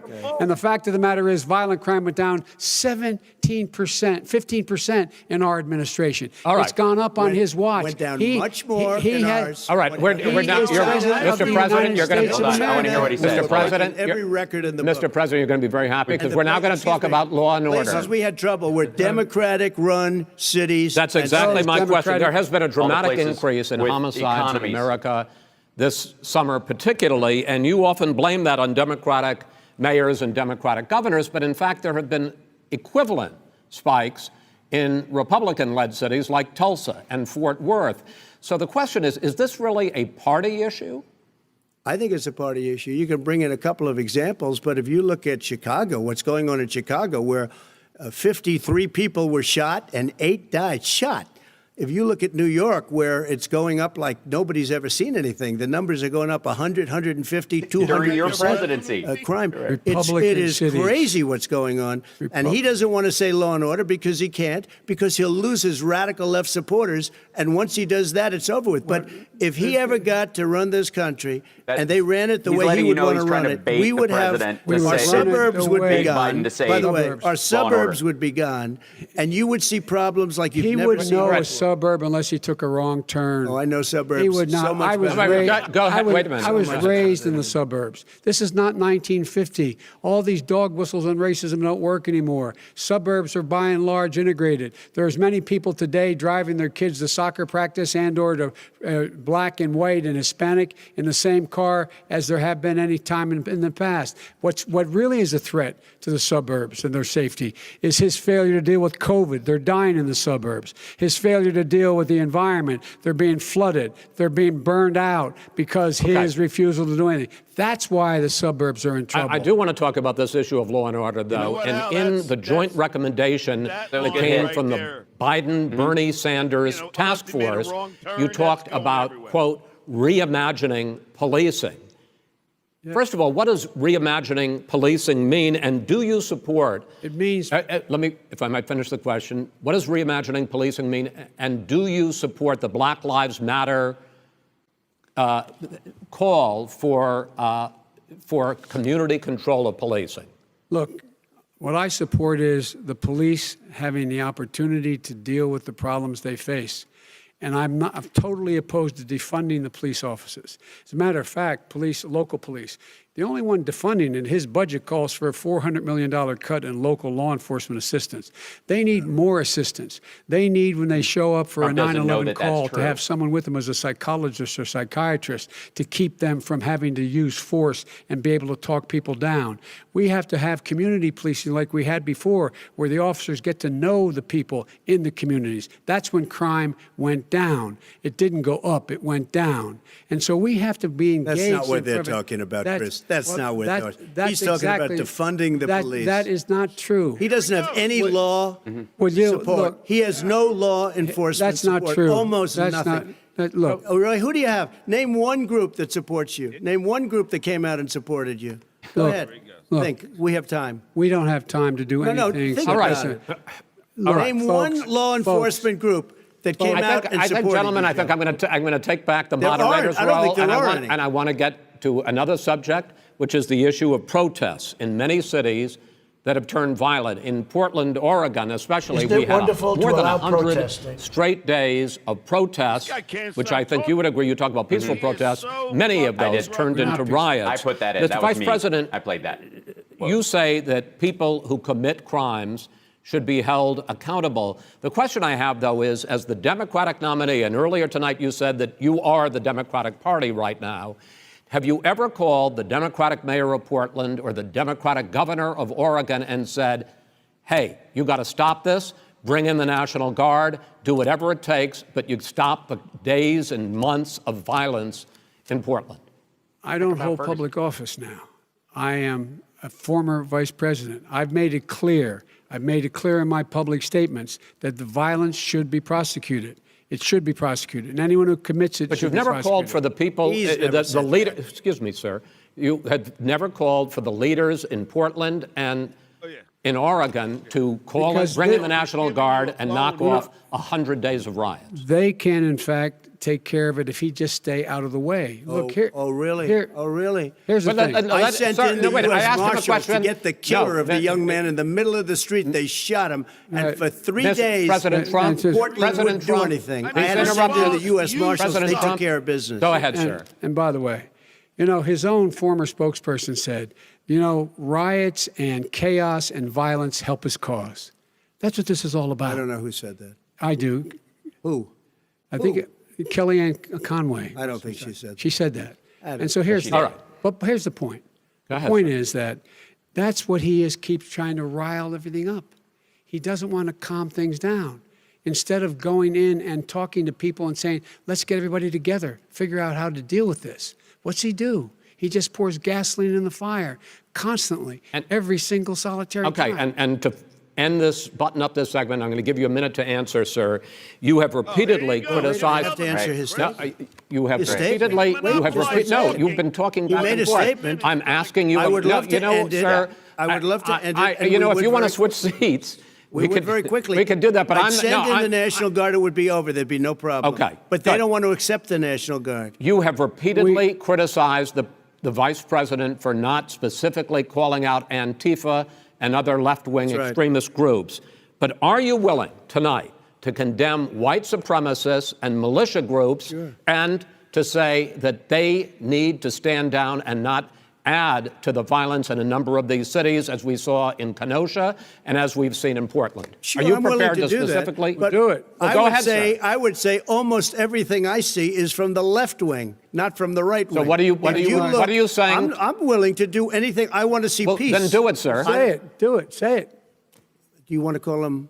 What do you want to call him? Give me a name. Give me a White name. Go ahead. supremacists Who and would right you like me to supremacists. condemn? White Proud Boys. supremacists and right Proud militia. Boys, stand back and stand by. But I'll tell you what. Stand by. Somebody's got to Holy do shit. something about Antifa and the left, because this is not a right-wing Stand problem. by. This is a left-wing. FBI director This said is a the threat left-wing of Go ahead, problem. white Go ahead, sir. supremacists. Antifa's an idea, not an organization. Oh, you gotta be not kidding. militia. That's what Oh, really? his It's an idea. His Okay. FBI director Gentlemen, said. Well, we're then gonna- you know what? No, He's no, we're wrong. done. We're done, sir. We're moving on to the next. We're Everybody When gives a you bat advice hits in you your over the head, that's administration. not an idea. Everybody in Antifa your is bad. administration tells you the truth has a bad idea. Can I tell you what? what? You have no ideas that are Antifa is a dangerous, All right, radical gentlemen, group. we're now moving on to the Trump and You ought to be Biden careful records. with them. They'll overthrow you. When a president, I'm going to ask a question.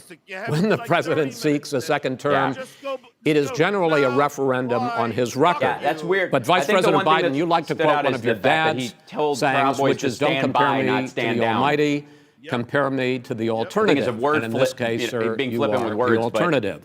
Looking at both of your records, I'm going to ask each of you, why should voters elect you president over your opponent? In this segment, President Trump, you go first, 2 minutes. Because there has never been an administration or president who has done more than I've done in a period of 3.5 years. And that's despite the impeachment hoax. And you saw what happened today with Hillary Clinton, where it was a whole big con job. But despite going through all of these things, where I had to fight both flanks and behind me and above, there has never been an administration that's done what I've done. The greatest, before COVID came in, the greatest economy in history, lowest unemployment numbers. Everything was good. Everything was going. And by the way, there was unity going to happen. People were calling me for the first time in years. They were calling and they were saying, it's time maybe. And then what happened? We got hit, but now we're building it back up again.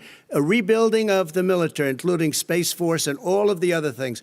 A fixing of the VA, which was a mess under him. 308,000 people died because they didn't have proper health care. It was a mess.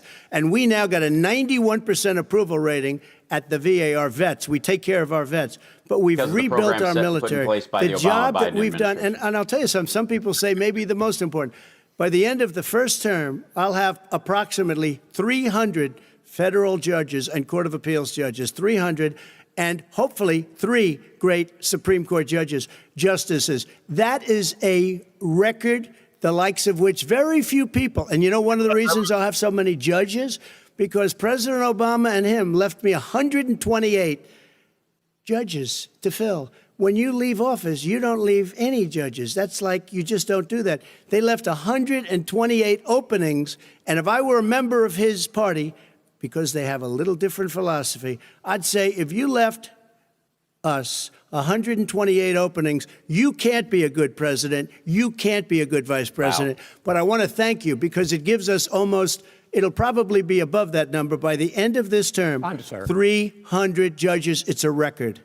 Looking at both your records, why should voters elect you president as opposed to President Trump? You have 2 minutes uninterrupted. Under this president, we become weaker, sicker, poorer, more divided, and more violent. When I was vice president, we inherited a recession. I was asked to fix it. I did. We left him a booming economy, and he caused the recession. With regard to being weaker, the fact is that I've gone head-to-head with Putin and made it clear to him we're not going to take any of his stuff. He's Putin's puppy. He still refuses to even say anything to Putin about the bounty on the heads of American soldiers. Your son got $3.5 million. And by the way, my son... Wait a minute. Mr. President, your campaign agreed to both sides would get 2-minute answers uninterrupted. Well, your side agreed to it, and why don't you observe what your campaign agreed to as a ground rule, okay, sir? He never keeps his word. Can you add no, back no, I'm not asking. That was a rhetorical question. Can you go add ahead, back sir. 30 seconds? Yeah, yes, you may have. All right. Go ahead. So, thirdly, we're poor. The billionaires have gotten much more wealthy by a tune of over $300 to $400 billion more just since COVID. You in the home, you got less. You're in more trouble than you were before. In terms of being more violent, when we were in office, there were 15% less violence in America than there is today. He's president of the United States. It's on his watch. And with regard to more divided, the nation can't stay divided. We can't be this way. And speaking of my son, the way you talk about the military, the way you talk about them being losers and being and just being suckers. My son was in Iraq. He spent a year there. He got the Bronze Star. He got the Conspicuous Service Medal. He was not a loser. He was a patriot, and the people left behind there were heroes. Really? And I resent. Are you talking like about hell. Hunter? Are you talking about Hunter? I'm talking about my son, Beau Biden. You're talking about. I don't know, Beau. I know Hunter. Yeah, Hunter you know got Beau. thrown. Hunter got thrown out of the military. He was thrown out dishonorably don't let him discharged talk That's not true. He for wasn't dishonorably cocaine use. And he didn't have a job until you became vice president. Yeah, and once yeah, you but became none vice of that is president, true. he made a Why is he- fortune why in is he Ukraine, in allowed? China, in Moscow, That is simply and various not other places. true. He My made a son- fortune. My son. And he didn't have a job. My son, like a lot of people we know at home, had a drug problem. He's overtaken it. He's fixed it. He's worked on it, and I'm proud of him. But why was he I'm proud of given my tens son. of millions All of right, but he dollars? wasn't given All right, tens of millions of he was dollars. given That is tens of totally, millions of that's been dollars. totally President Trump, discredited. you've already been Totally discredited. We've already been through this. I think the American people would rather hear about more substantial So do I. subjects. Yeah. Well, you know, as the moderator, sir, I'm going to make a I know, but when judgment call somebody here. gets $3.5 million Okay, great. from the Let's mayor talk of about- Moscow, let's talk That is about- not think true. it's Gentlemen, That report is totally Where did he discredited. go? I Mitt think, Romney on that committee said it wasn't worth taxpayers' Gen- money, that report. It was written for political reasons. you know, I'd like to talk about climate change. So would I. Okay. The forest fires in the West are raging now. They have burned millions of acres. They have displaced hundreds of thousands of people. When state officials there blame the fires on climate change, Mr. President, you said, I don't think the science knows. Over your 4 years, you have pulled the U.S. out of the Paris Climate Accord. You have rolled back a number of Obama environmental records. What do you believe about the science of climate change? And If what will you anything. do in the next 4 years to confront it? I want crystal clean water and air. I want beautiful, clean air. We have now the lowest carbon. If you look at our numbers right now, we are doing phenomenally. But I haven't destroyed our businesses. Our businesses aren't put out of commission. If you look at the Paris Accord, it was a disaster from our standpoint. And people are actually very happy about what's going on asking you about this. because our He's asking you businesses why are you doing well. As believe- far as the fires are concerned, you need What you forest believe about management in climate. addition to everything else. The forest Yeah. floors Yeah, are loaded that's up what with that would be the trees, dead follow-up. trees that are years old, and they're like tinder, and leaves and everything else. You drop a cigarette in there, the whole Don't they forest burns explode? down. You've got to have forest management. What do you You've got to have believe? cuts. What do you believe about the science of climate change, sir? I believe that we have to do everything we can to have immaculate air, immaculate water, and do whatever else we can that's Immaculate. good. You know, we're planting 1 billion trees, the Billion Tree Project, and it's very Do you exciting believe for a lot of people. that human pollution, greenhouse gas emissions contributes to the global warming of I this think planet? a lot of things do, but I think to an extent, yes. I think to an extent, yes. But I also think an we have extent. to do better management of our forests. Every That's year, what it is. I get the Greenhouse call, gas- California's burning. California's burning. If that was cleaned, if you had forest Clean? management, good forest management, you wouldn't be getting those calls. You know, in Europe, they have forest cities. They're called forest cities. They maintain their forests. They manage their forests. I was with the head of a major country. It's a forest city. He said, sir, we have trees city that are country, the far country of more, forest they cities. ignite much easier than California. There shouldn't be that problem. I spoke with the governor about it. I'm getting along very well with the governor. But I said, you know, at some point, you can't every year have hundreds of thousands of acres of land just burned to the ground. But, sir, That's burning down because of a lack of Federal But, land. sir, management. if you believe in the science of climate change, why have you rolled back the Obama Clean Power Plan, which limited carbon emissions in power plants? Why have you relaxed? Because it was driving energy prices through the sky. Why have you relaxed fuel economy standards that are going to create more pollution? why is from only cars Trump Well, allowed and not to speak really, here, because Hal? what's happening is the car is much less expensive and it's a much safer car, and you're talking about a tiny difference. And then what would happen, because of the cost of the Safer car, car. you would have at least double and triple the number of cars purchased. We have the old slugs out there that are 10, 12 years old. If you did that, the car would be safer. It would be much cheaper by But in the case of $3,500. California, they've simply No, but you ignored would take your- a lot of your cars rollback. off the Yeah, but that market was because funny. people would be able Yeah, to now afford a it's- car. now it's Chris Wallace versus Trump. So, and by the way, we're going to see how that turns out. But a lot of people agree with me. Many people. The car has Many gotten people. so expensive because they have computers Why all didn't over the say- place why for an didn't you extra say who? little bit Okay. of gasoline. And, by That's the, not- and I'm okay with electric Computers cars all too. I over think the I'm all place. for electric cars. I've given big incentives for electric cars. But what they've done in California is just All right. crazy. Vice President Biden, I'd like you to respond to the president's climate change record, but I also want to ask you about a concern. You proposed $2 trillion in green jobs. You talk about new limits, not abolishing, but new limits on fracking, ending the use of fossil fuels to generate electricity by 2035, and zero net emission of greenhouse gases by 2050.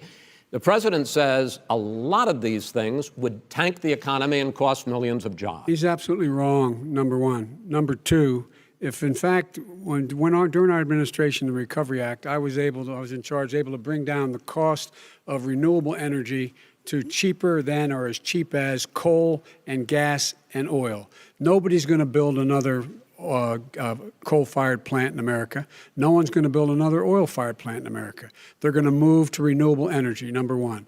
Number two, we're going to make sure that we are able to take the federal fleet and turn it into a fleet that's run on their electric vehicles. Making sure that we can do that, we're going to put 500,000 charging stations and all of the highways that we're going to be building in the future. We're going to build an economy that, in fact, is going to provide for the ability us to take 4 million buildings and make sure that they, in fact, are weatherized in a way that, in fact, they'll emit significantly less gas and oil because the heat will not be going out. There's so many things that we can do now to create thousands and thousands of jobs. We can get to net zero in terms of energy production by 2035. Not only not costing people jobs, creating millions of good paying jobs, not $15 an hour, but prevailing wage, by having a new infrastructure that, in fact, is green.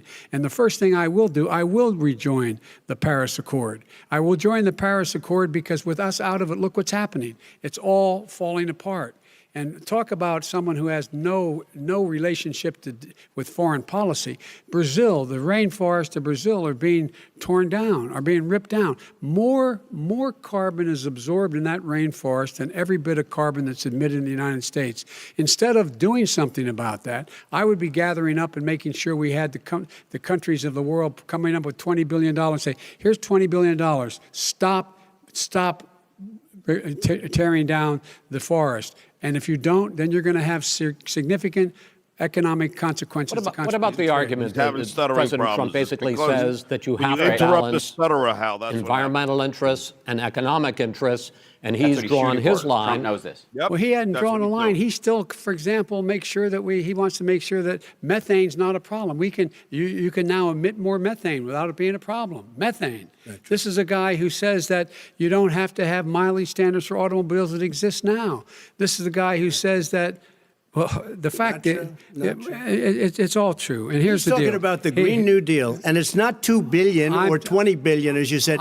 It's $100 trillion. I'm talking about where they want to rip down buildings and rebuild the building. It's the dumbest, most ridiculous. Where airplanes are out of business, where two-car systems are out, where they want to take out the cows too. You know, that's not true either, right? This is a $100 trillion. Look, that's more money than our country could make in 100 years if we're going to the case. All right, let me because I actually wait a minute, sir. I actually studied your plan, and it includes upgrading 4 million buildings, weatherizing 2 million homes over 4 years, building 1.5 million energy efficient homes.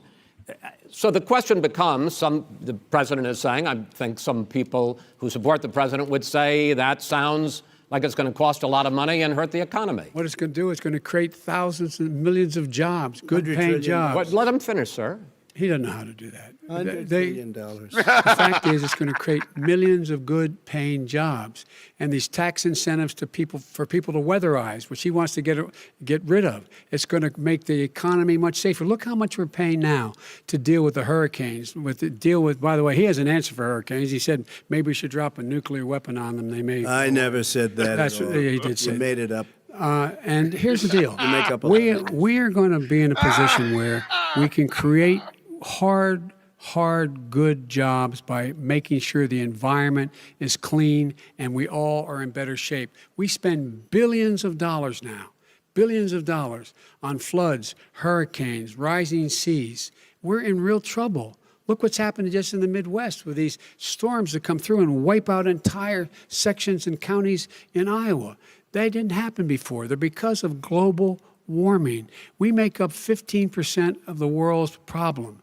We, in fact, but the rest of the world, we've got to get them to come along. That's why we have to get back into the Paris Accord. All right, gentlemen. Wait a minute, Chris. So why didn't he do it for 47 years? You were vice president. Why didn't you get the world? China sends up real dirt into the air. Russia does. India does. They all do. We're supposed to be good. And by the way, he made a couple of statements. Why aren't you doing it, The you Green New fucking Deal is $100 trillion. That is not not 20 my billion. plan. That's the Green well, New you want to Deal rebuild every is building. not my plan. You want to rebuild every If you knew building. anything Why about aren't you doing it? He made a statement Gentlemen? about the military. He said I said something about the military. He and his friends made it up, and then they went with it. I never said it. Okay. That is What not he true. did Sir, is he you're done in said this segment. he called Mr. the Vice- military Mr. Vice President, stupid bastards. I and he did said not it on say tape. that. He said Mr. stupid Please, bastards. He not said sir. it. No. Stop. I would You never say fucking that. to the Play it. military. Play it.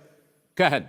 Mr. You're on Vice tape. President answered his final question. The final question is, I can't remember which of all his rantings. You don't remember much. I'm having a little trouble myself, but and about the economy and about this question of what it's going to cost. The economy. I mean, the Green New Deal and the idea of what your the environmental Green New changes Deal- will do. The Green New Deal will pay for itself as we move forward. We're not going to build plants that, in fact, are great polluting plants. So do you We're going to support build the Green New Deal? Pardon me? Do you support No, I don't support the Green Oh, New Deal. you don't? Oh, well, that's a You big let- statement. I That support means you the just Biden- lost the radical left. I Oh, support you the don't. Biden plan that I put forward. Okay. The Biden plan, which is different than what he calls the radical Green New Deal. All right, gentlemen, final segment, election integrity. As we meet tonight, millions of Americans are receiving mail-in ballots or Look, they going actually to have vote clocks early. up behind them. How 2 minutes. See confident that? should we be that this will Like it be a fair matters. election? And what are you prepared to do over the next 5+ weeks? Because it'll not only be to Election Day, but also counting some ballots, mail-in ballots after Election Day.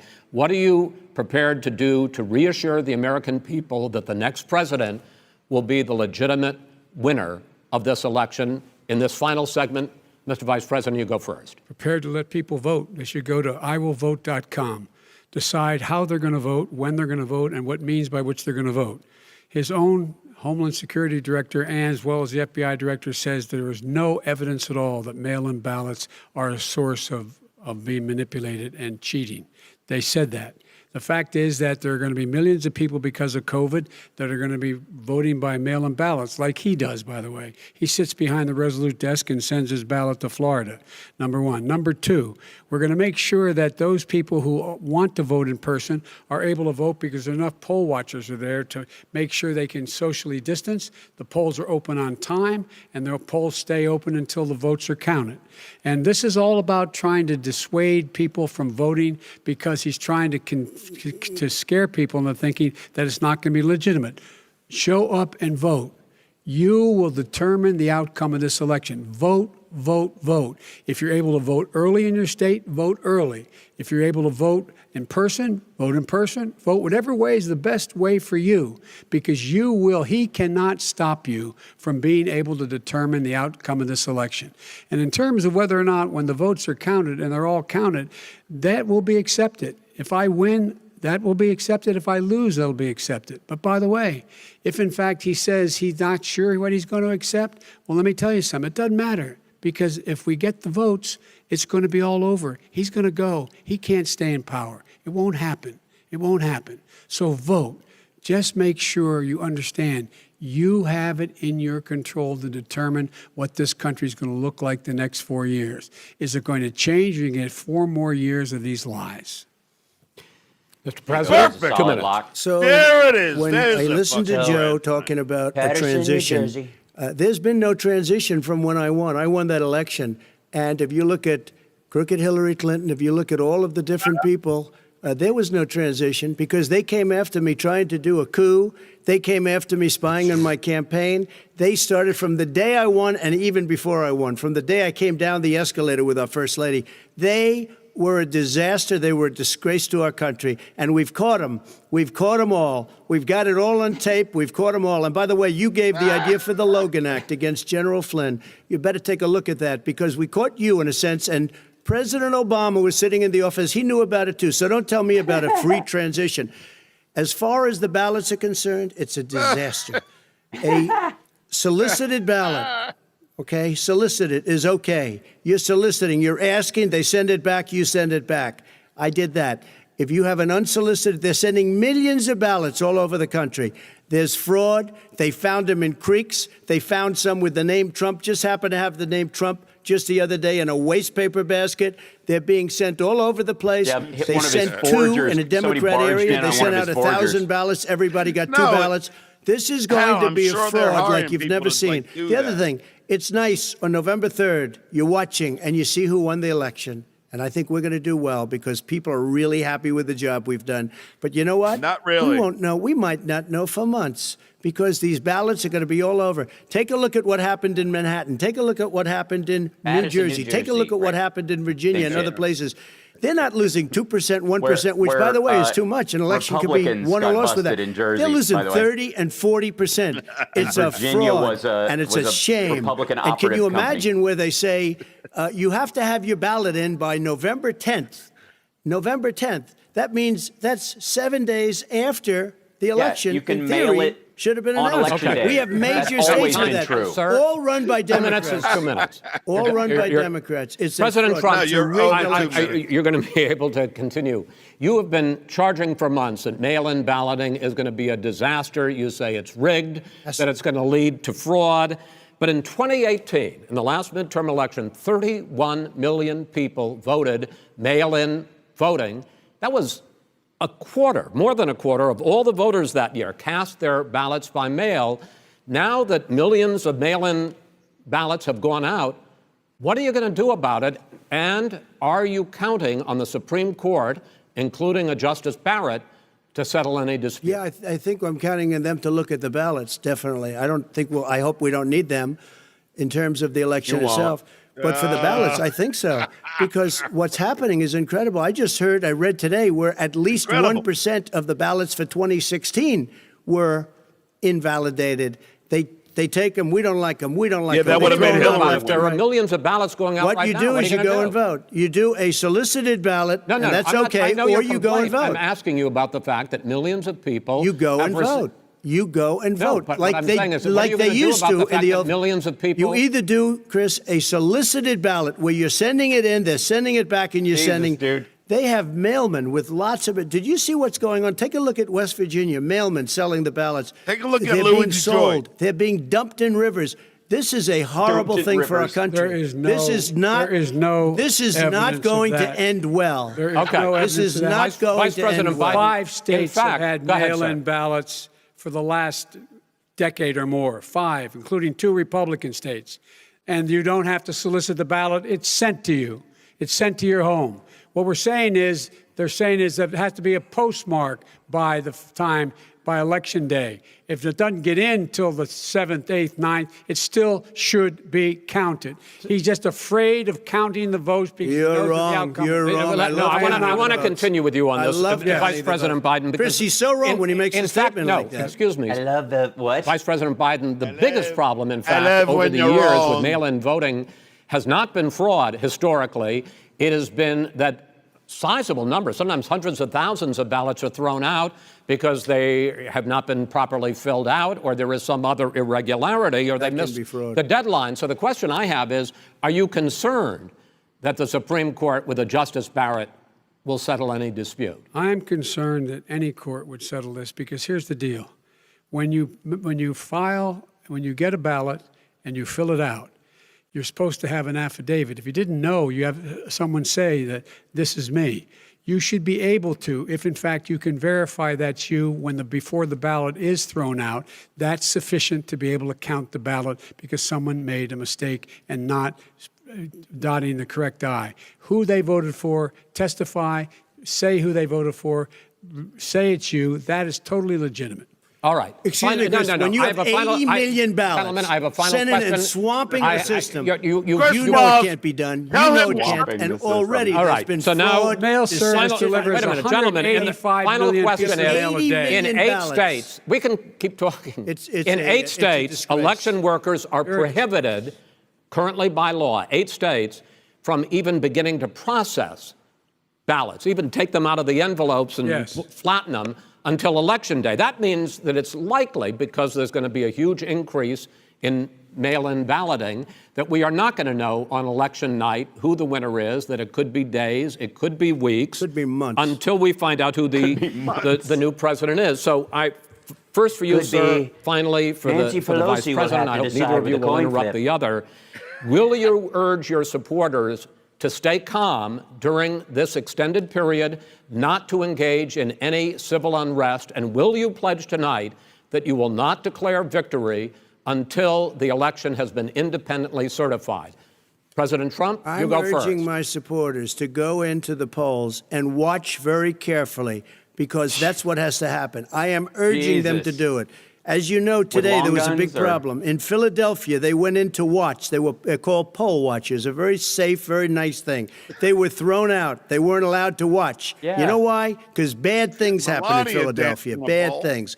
And I am urging my people. I hope it's going to be a fair election. If it's a fair That's election, in Pennsylvania. I am 100% on board. But if I see tens of thousands of ballots being manipulated, I can't go along Proud with that. boys, you better And I'll stand tell you by. What does that from mean, a not go common along? sense, Does that mean I'll you're tell gonna you tell what your it means. people to take to the It means you street? have a fraudulent election.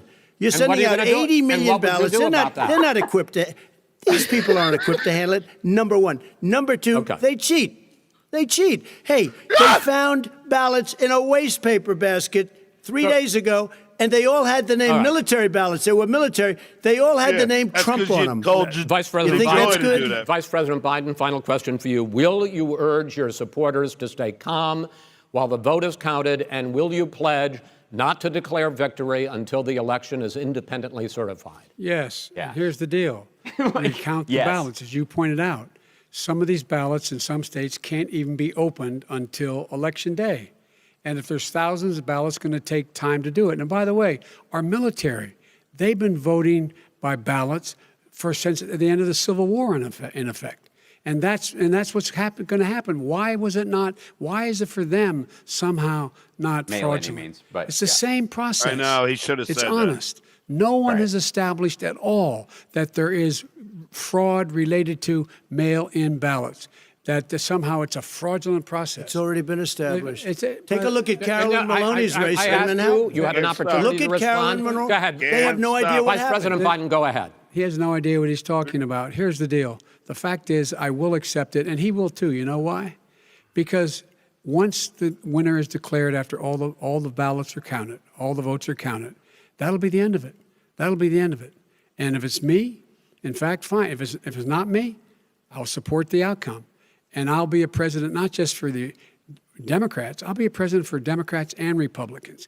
And this guy, I want to if see in an fact, honest Okay. ballot cut. Gentlemen, We- you say that's the end of Chris, it? This is the I end wanna of this see an debate? honest No, ballot you didn't count. let him We're finish. going to I leave think it he there. has to. To be continued as in more debates as we go on. President you Trump, suck, clusterfuck. Mr. Mueller. Vice President Biden, it's been an interesting hour and a half. I want to thank you both for participating you're a fucking in the first of three asshole, debates Wallace. that you have agreed to engage in. We want to thank Case Western Hal, Reserve are you gonna University stay on me for a few and the minutes? Cleveland Clinic Yeah, for I'll stay on hosting for a this second. event. Yeah, The we'll next talk- we'll do a little debate, sponsored post-show. by the Commission on Presidential Debates, will be 1 week from tomorrow, October 7th, at the University of Utah. In Dude, Salt you Lake blew City, the it. two vice You presidential know who blew it nominees, Vice tonight? President Mike You. Pence and Senator Kamala Harris, Fucking will debate asshole. at 9 p.m. Eastern that night. We hope you watch. Until then, thank you and good night.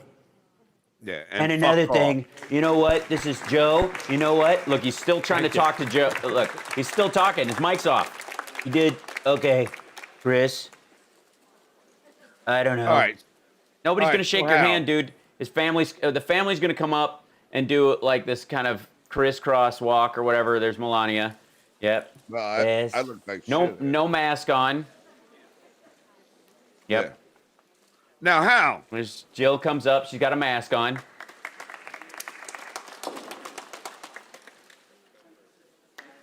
There you go. So this is still waving at the You wanna crowd. watch that? Okay. All right. Chris has been, he's like, basically like, do you believe that shit? Like, that was, I mean, honestly. So, I think it was a clusterfuck overall. I think pretty much nobody walks away changing their mind on that. Trump basically is just like a rally with somebody else standing right there, and Biden just trying to be respectful to the process which I like as much as it might aggravate some folks. I do think it's actually a good thing. Hold on, I got to move you over so people can see in the feed over here. Let me. So there is a. See, I can squelch this up a touch. Hold on. So there were a couple of moments. My biggest. Okay, go ahead. Yeah. Whoops. Shit. No, I was going to say my biggest problem is Chris Wallace was horrible. Do you know what I mean? Yeah. Well, I mean that's no question. But also he was operating with under a ridiculous premise too. Yeah, that's you have to understand. Like we're talking about how he deals with Trump basically gish galloping through this. And by the way, that's going to be Trump's tactic for the rest of these because he's going to come out of this thinking he won. They're all going to think he won. Yeah, they're going to come across with he told Biden and he called him out and he asked about it. But the problem with him, I think, for a lot of this is, quite frankly, is that he's got it's the same shit he says in his news conferences. It's not going to end up being, it's not effective. Gonzo says hi to you. Gonzo Superfan in our chat room says hi, Stuttering John. Hey, Gonzo. But here's the thing now. Besides Chris Wallace, now, I thought Joe Biden did a great job, but my only problem, and it shouldn't be a problem, is that he stuttered. And I know as a stutterer that people perceive a stutter as a sign of weakness. Sure. Like they think that, and I've experienced that all my life, like growing up. They think that you might be stupid, you might be, incompetent, but it's just a stutter. And Biden did stutter a lot. But I told you that's what happens when you get interrupted all the time. Right. Ultimately, I feel like it looked like, the right wing is going to take away from whatever they want from it. They're going to have those feelings about him. I think the rest of the public is going to be, the conversation about this debate afterwards will be about Chris Wallace's inability to hang on to make it mean anything. That's really. I hope you're right, Hal. I hope you're right because that is what anybody. Yeah, but and I also think that Biden himself has a. Whoops, hold on. Let me stretch this a little bit. That Biden himself in this had like the 3 presidential moments, like when he wasn't interrupted by anything, which is why Trump did it. Yeah. The reason Trump constantly interrupted him is because when Biden is allowed to speak fully and get his whole point out, it is clear that he has a better grasp of the circumstance and is making his point. If you keep interrupting him, it looks like because he's interrupting him that the point isn't real. And so the next, in the next one, I think I think it would behoove them to turn off the other person's mic during their breakdown, during their 2 minutes. Yeah, I know, and I think in the Biden camp, the Biden camp would be fine with that. I have no doubt. Trump would never agree to it. I think at the very least they lower it to 50% and agree to bring it up. Whoops, I lost you. Oops, did he go away? He did. He went away. We lost you. Oh, there he is. Where are you? What are you doing? Welcome back. How are you? I have to sign back into that. All right, I'm going to go to me for a second, and then I'll try to bring back the thing. My feeling on this, and it was interesting to watch it with another person sidecarring through the whole thing as well for me, just as an experience. But I will say that in the case of Biden's responses to this, I feel like there was a lot of people are going to go like Trump just comes across as a pig. He's just going to come across as a dick. Oh, Helen Reddy passed away. Oh no.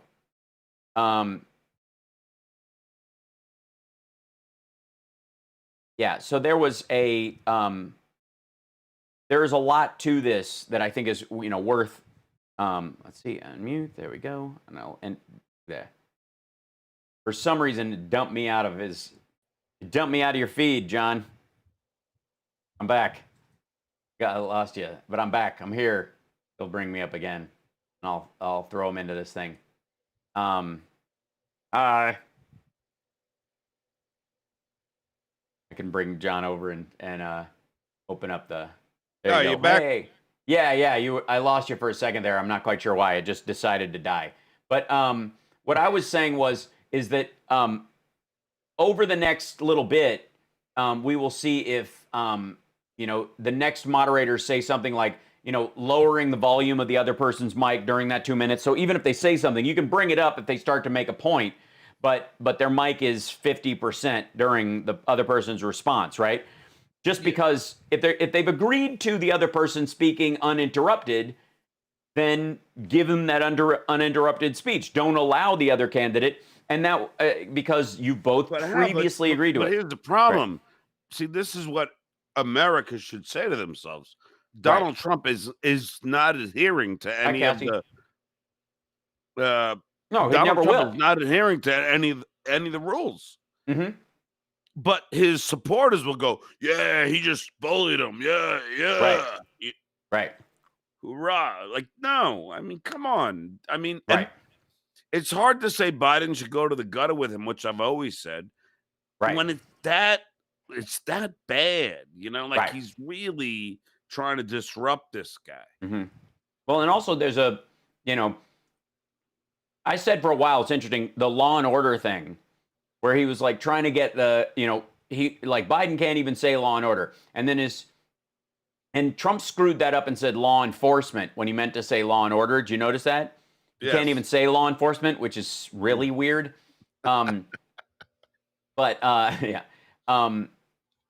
Ultimately, I feel like that he thinks he gave away the game. Trump said, well, he's lost the left now, because he said law and order or whatever. Because he said it, he's like, nobody has a problem saying law and order like that. You want law and order that's just, and that was the way to handle it. It was a good line. It was a good, solid line. And I noticed something specific about at least the Fox Business feed that we were looking at was that Biden tends to talk. He wanted to talk directly to the people at home, and he did it several times. Trump didn't do that. He whined about himself, talked about how great he was, bitched at Chris Wallace, bitched at Biden, brought up the same conspiracy theory nonsense, wagged around, same rally bullshit. He didn't bring any independence into this. And Biden said, look, he's not talking about what's concerning you in life. He's doing what's good for him. What you're thinking about, there are a lot of people there. If there's an empty seat at your table at home now because of COVID, and your mother, father, grandmother, grandfather had to die with a nurse holding a phone up to them, he doesn't care about that. That point, I think, was very salient. And you could see that there was a consistent strategy from Biden's thing. Once he realized that Chris Wallace wasn't going to do anything about this, and once he wasn't, he knew that Trump wasn't going to abide by the rules. I thought it was interesting, though, that on Fox Business, at least, and I'm curious to watch the other versions of it, is they cut away in the very beginning several times when Biden was speaking to the camera after the first sentence. The Fox News angle cut to the side angle of him so that it would basically lessen the impact. Wow. You could see it. So there was let me see if I can shrink this down for you, something like that. Hey, Hal, let me ask a question. Why do you think there's nobody in my room right now? Because they're all over in my room because it's a party. Party.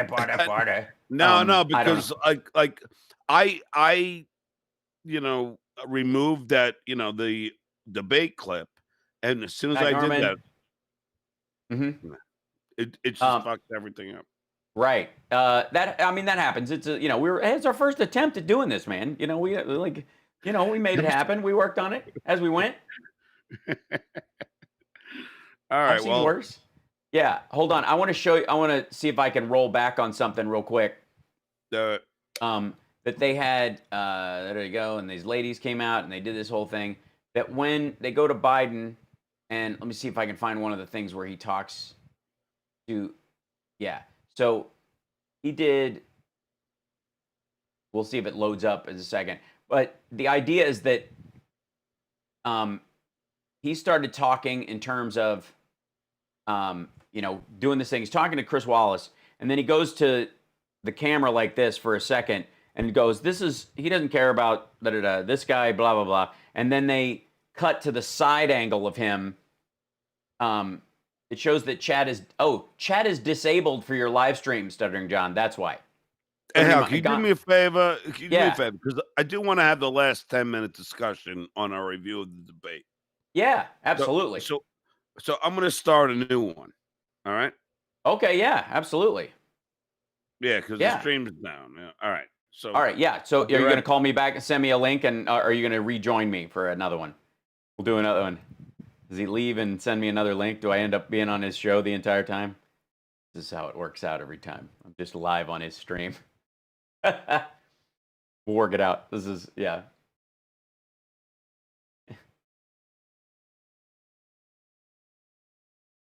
He'll send me another link, I suppose. We'll find that. You'll leave the show. I am the show. See. I'm going to leave this one. I'll let him call me back with this kind of thing. All right. And I'll go to me again. Yeah, stereo. Did Trump actually condemn white supremacists? No.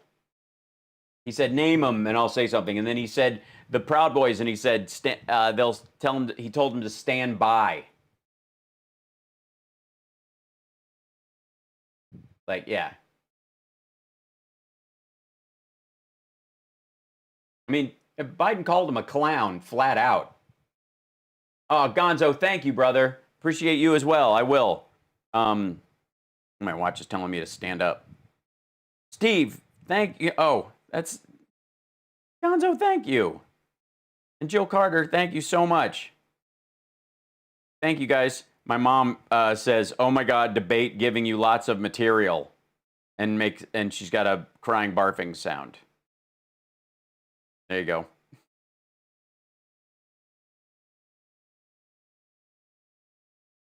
Yeah, so I thought that was a particularly interesting part of the whole thing. Let me see if I can. So weird. Thanks for tuning in. Wonderful. If it quiet. Okay, it was like. Yeah, and this whole like poll watchers, and they told them to go away. I hate when your watch does that. It's so annoying. Yeah, well, it tells me to stand up, and I'm in the middle of actually doing stuff. Is the funny part. So, see if I can get this whole. Very simply, we won the election. Elections have consequences. We have the.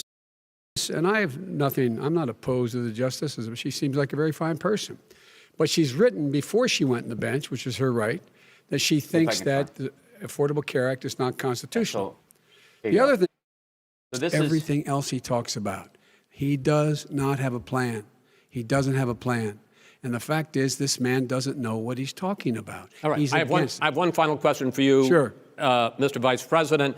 So they'll go to if Senate Republicans, we were talking originally about the Supreme Court here. If Senate Republicans go ahead and confirm Justice Barrett, there has been talk about ending the filibuster, or even packing the court, adding to the 9 justices there. You call this a distraction by the president, but in fact, it wasn't brought up by the president.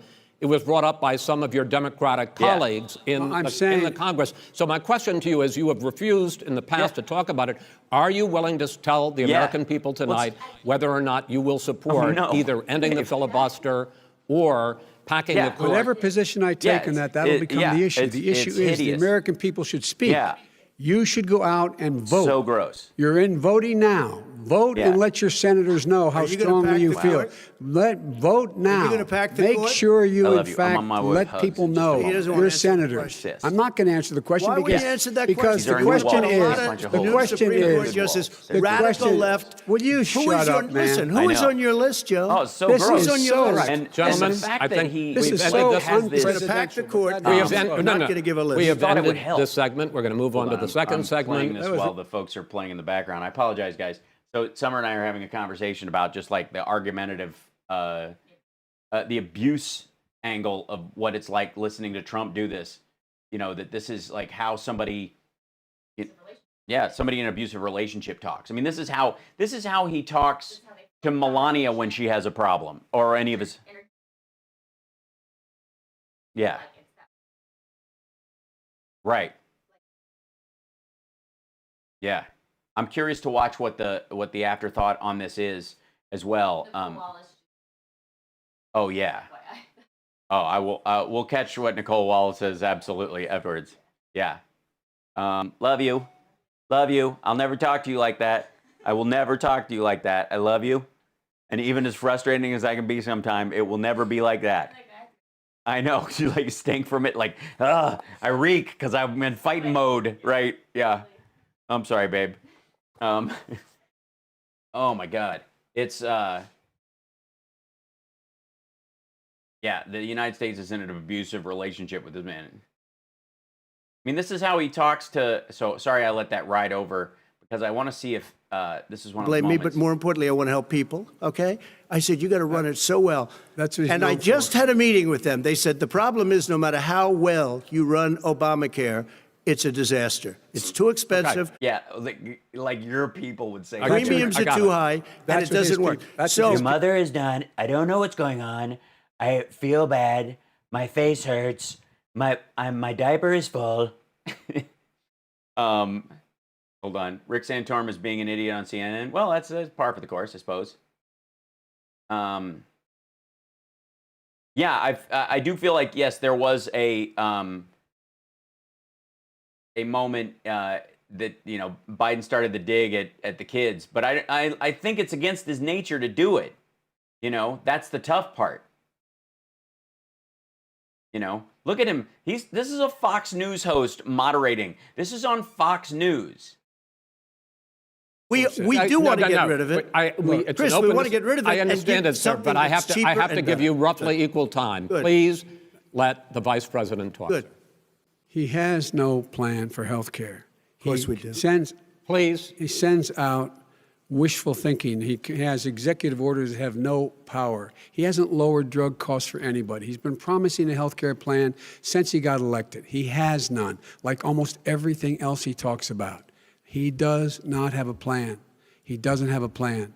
And the fact is, this man doesn't know what he's talking about. All right. He's I have one final question for you, Sure. Mr. Vice President. I mean, when without us kind of roughshotting over these are the moments that are going to be pulled from this thing, and they're good, solid moments that Biden had, and will end up in the news cycle because they make specific points. Unlike Trump stuff, which even part of his gish gallop jibber jabber that makes it a problem is the fact that you can't clip it and make it. There were no stingers. There was no like I got you, zing. Like there was none of that because Biden was able to make all of his own points, and all Trump did was step on his own shit the whole time. Quit your jibber jabber. Did a fool? Yeah, I've got to get back in with waiting for the mail to come back up. Where are you? There he is.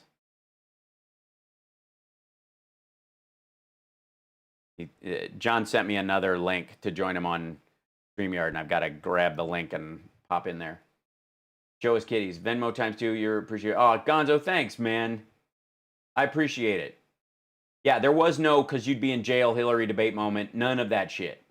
And basically the majority of what he was talking about was just you know how you guys, how I've talked ad nauseum sometimes, it seems.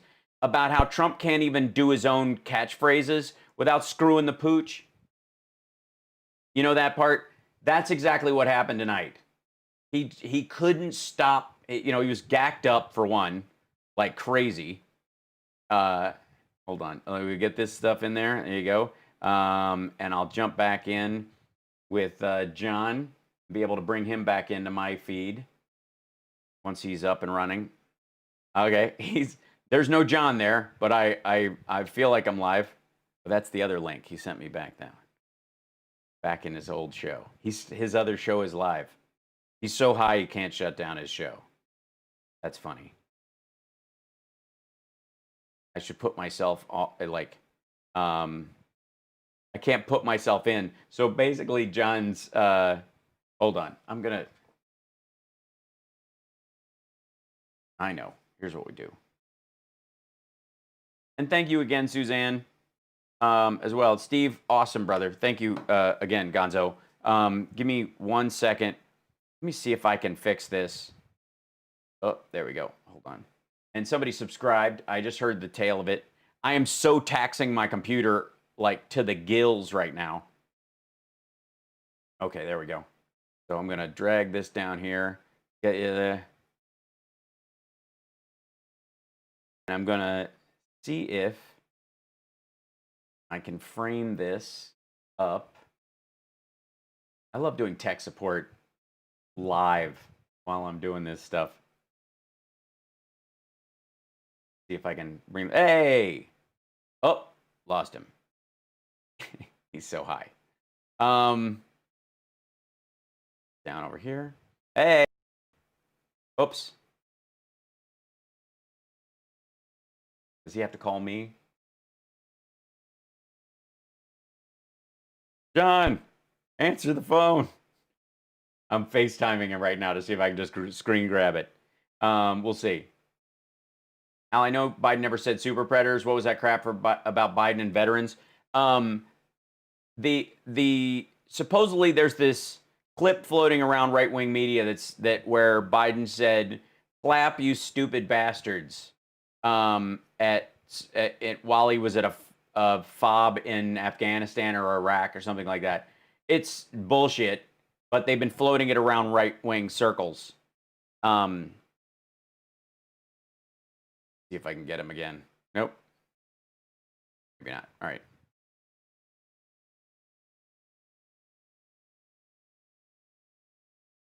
If I...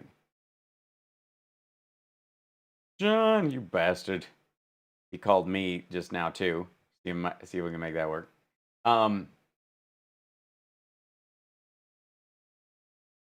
Yeah. That Al and John, my Twitch fam that I couldn't see. Oh, couldn't watch it. Oh, well, thanks, Tracy. Yeah, okay, this double screen sucks. Yeah, it's a little nuts.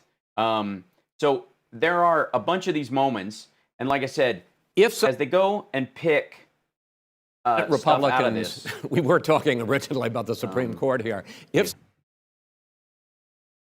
Oh, I see. I think the FaceTime screws the pooch on my audio. There is a lot of, yeah, there we go. Republicans go ahead and confirm Justice Barrett. There has been talk about ending the filibuster or even packing the court, adding to the 9 justices there. You call this a distraction by the president, but in fact, it wasn't brought up by the president. It was brought up by some of your Democratic colleagues in the Congress. So my question to you is, you have refused in the past to talk about it. Are you willing to tell the American people tonight whether or not you will support either ending the filibuster or packing the court? Whatever position I take on that, that'll become the issue. The issue is the American people should speak. You should go out and vote. You're in voting now. Vote and let your senators know how strongly you feel. Vote now. Are you going to pack the Make court? sure you, in fact, let people know He doesn't want you're a to answer the senator. question. I'm not going to answer the question Why because wouldn't you answer that because question? the question is the question Supreme Court is justice, the radical question, left. Will you shut up, man? Listen, who is on your list, Joe? This Who's is on your so, list? All right, gentlemen, I think this we've is ended so this. He's going to pack the court. We have We're ended. not going to give a list. We have That in and of ended this itself segment. We're going to move was on to kind the of second gorgeous, segment. I have was to really say. a Okay, productive so segment, wasn't John's calling me on FaceTime. Keep We'll see if yapping, this The comes people up. understand, Joe. Come on, John. 47 You can years do you've it. done nothing. They understand. All right. The second subject think he's is there, COVID-19, except- which is an hold on. awfully serious subject. So Hank. let's try to be serious Hey, about John. it. We have had Are you more there? than 7. Hold on. Do video. Where are you? Accept. There you go.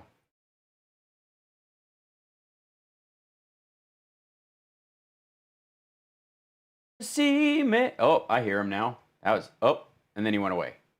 Son of a- Million cases of coronavirus in the United States, and more than 200,000 people have died. Even after we produce a vaccine, experts say that it could be months or even years See if I can call him on my before phone. we come back This to is fun. anything High tech, isn't it? approaching normal. There you are. My question for both of you I lost is, you. based on what you have said So what happened? and done so far, Yeah, I'm still and on. what you have said you would do starting I would in need another StreamYard link. Your StreamYard is still up, so it's still streaming.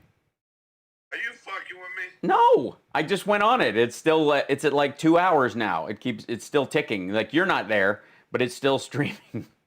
So you have to go on your StreamYard and shut it down and send me a new link if you want to start a new show. Oh, no. I was just going to talk to you privately. Oh, great. Yeah. Okay. Well, let me. I'll finish up in about 10 minutes, and then I'll call you and we'll chat about it. Love it. All right. Talk to you later, man. Okay. Okay. All right. Bye. Bye. It's precisely like getting a call from my mother on FaceTime, talking to Stuttering John. It's exactly the. Oh, it froze. Freezing. Okay. I think it's because of that's because of FaceTime, guys. That's why it froze. Hold on. Give me 1 second. Hold on, we're coming back. Sorry, guys. Can you hear me now? Can you guys see me now? Stream's freezing. Are you there? There will be a massive lag for a little bit. 70's here and his tracks are showing. My tracks? What's a track? What do you mean? My headphones? Are you there? Can you see me now? There you go. Now it's getting smoother. Takes a minute for it to get its brain back after all this. Let me shut down, because StreamYard was eating a shit ton of space. There we go. Much better. So the reason for that is when he called me on FaceTime, it made FaceTime call on my laptop as well. And so I called him on my phone, and the computer goes, "Where do you want me? I don't know. I'm so confused." So anyways, I saw that, Jennifer. Thank you so much. Fear not. Yeah, I appreciate it. Yeah. So I thought, quite frankly, let's go back to this moment, shall we? Bink. 2020. Get out of here. Where are you going? Don't blow it up. What are you doing? So weird. Here you go. One, why done so far, and what you have said you would do starting in 2021, why should the American people trust you more than your opponent to deal with this public health crisis going forward? In this case, the question goes to you first, sir. 2 minutes uninterrupted. Good luck. Right. Good luck. I mean, that's of the pieces that they're going to cut out, that's going to be one of the moments all night, by the way. To deal with this public health crisis going forward, in this case, the question goes to you first, sir. 2 minutes uninterrupted. Good luck. 200,000 dead. As you said, over 7 million infected in the United States. We, in fact, have 4% of the world's population, 20% of the deaths. 40,000 people a day are contracting COVID. By the way, Biden made notes all during the question, like a person in a debate. They're not allowed to bring anything with them, so they have like note paper and pens. So he jotted these down as soon as he got out there. He was like, these are the points I want to hit. We're 4% of the population. We got 20% of the deaths, 200,000 dead. I'm going to make these points. In addition to that, about between 750 and 1,000 people a day are dying. When he was presented with that number, he said, it is what it is. Well, it is what it is because you are who you are. That's why it is. See how Fox cut away right at that moment? If they'd have held it, because you are who you are, then cut. Then it makes more impact. How the Portland sheriff, mentioned by Trump, sent out a tweet that he has never endorsed Trump. The president has no plan. I don't know that they picked a moderator for the next debate yet, Gonzo. Hasn't laid out anything. He knew all the way back in February how serious this crisis was. He knew it was a deadly disease. What did he do? He's on tape as acknowledging he knew it. He said he didn't tell us or give people a warning of it because he didn't want to panic the American people. You don't panic. He panicked. See, that's another one. That's another really solid moment. And that's going to get pulled. That's going to get pulled. In addition to that, what did he do? He went in and we were insisting that the Chinese, the people we had on the ground in China should be able to go to Wuhan and determine for themselves how dangerous this was. He did not even ask Xi to do that. He told us what a great job Xi was doing. He said we owe him a debt of gratitude for being so transparent with us. And now, all this is true, by the way, and watch Trump's response. What did he do then? He then did nothing. He waited and waited and waited. He still doesn't have a plan. Wrong. I laid out back in Wrong. That's his response. He thinks that's going to work again, too. Wrong. I do have a plan. There's a plan. March exactly what we should be doing. So wrong about the plan thing. Let me tell you what my plan is. And then here's his opportunity. You have been called out. You have been called out that you have no plan. And I laid out again in July what we should be doing. We should be providing all the protective gear possible. We should be providing the money the House has passed in order to be able to go out and get people the help they need to keep their businesses open schools. It costs a lot of money. You should get out of your bunker and get out of the sand trap and get in your golf course and go in the Oval Office and bring together the Democrats and Republicans and fund what needs to be done now to save lives. There you go. Like, again, look at, because we were all watching it and John's talking and I'm talking and whatever, but those are all solid moments right in a row. So if we would have listened to you. You have 2 minutes, sir. If we would have listened to you, the country would have been left wide open. Millions of people would have died, not 200,000, and one person is too much. It's China's fault. It should have never happened. They stopped it from going in, but it was China's fault. And by They stopped it from going in, but it was China's fault. He means into the rest of the country. We've heard all this bullshit on the stream. when you talk about numbers, you don't know how many people died in China. We know how many people have died here. It's actually a larger number than is publicized because you've been pressuring the CDC and others to diminish their numbers. You don't know how many people died in Russia. You don't know how many people died in India. They don't exactly give you a straight count, just so you understand. But if you look at what we've done, I closed it, and you said he's xenophobic. He's a racist, and he's xenophobic because you didn't think I should have closed our country. Wait a minute. It says 2 minutes. You didn't think we should have closed our country because you thought it was terrible. You wouldn't have closed it for another 2 months.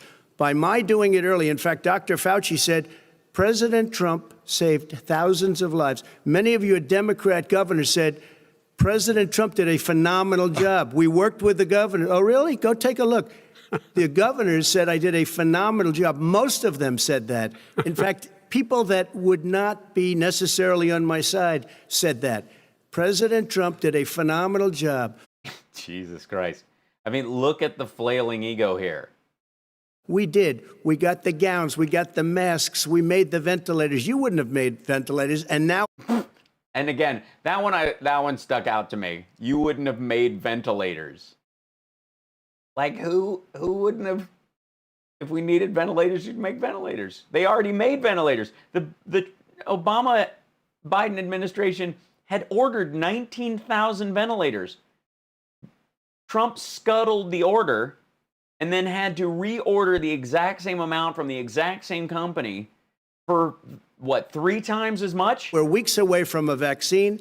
We're doing therapeutics already. Fewer people are dying when they get sick. Far fewer people are dying. We've done a great job. The only thing I haven't done a good job, and that's because of the fake news.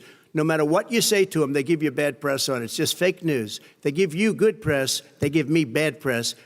Boo-hoo. Boo-hoo. Boo-hoo. CBS poll who won 48 Biden, 41% Because that's Trump. the way it is, unfortunately. But let me just tell you something. I don't care. I've gotten used to it. But I'll tell you, Joe, you could never have done the job that we did. You don't. Like, seriously.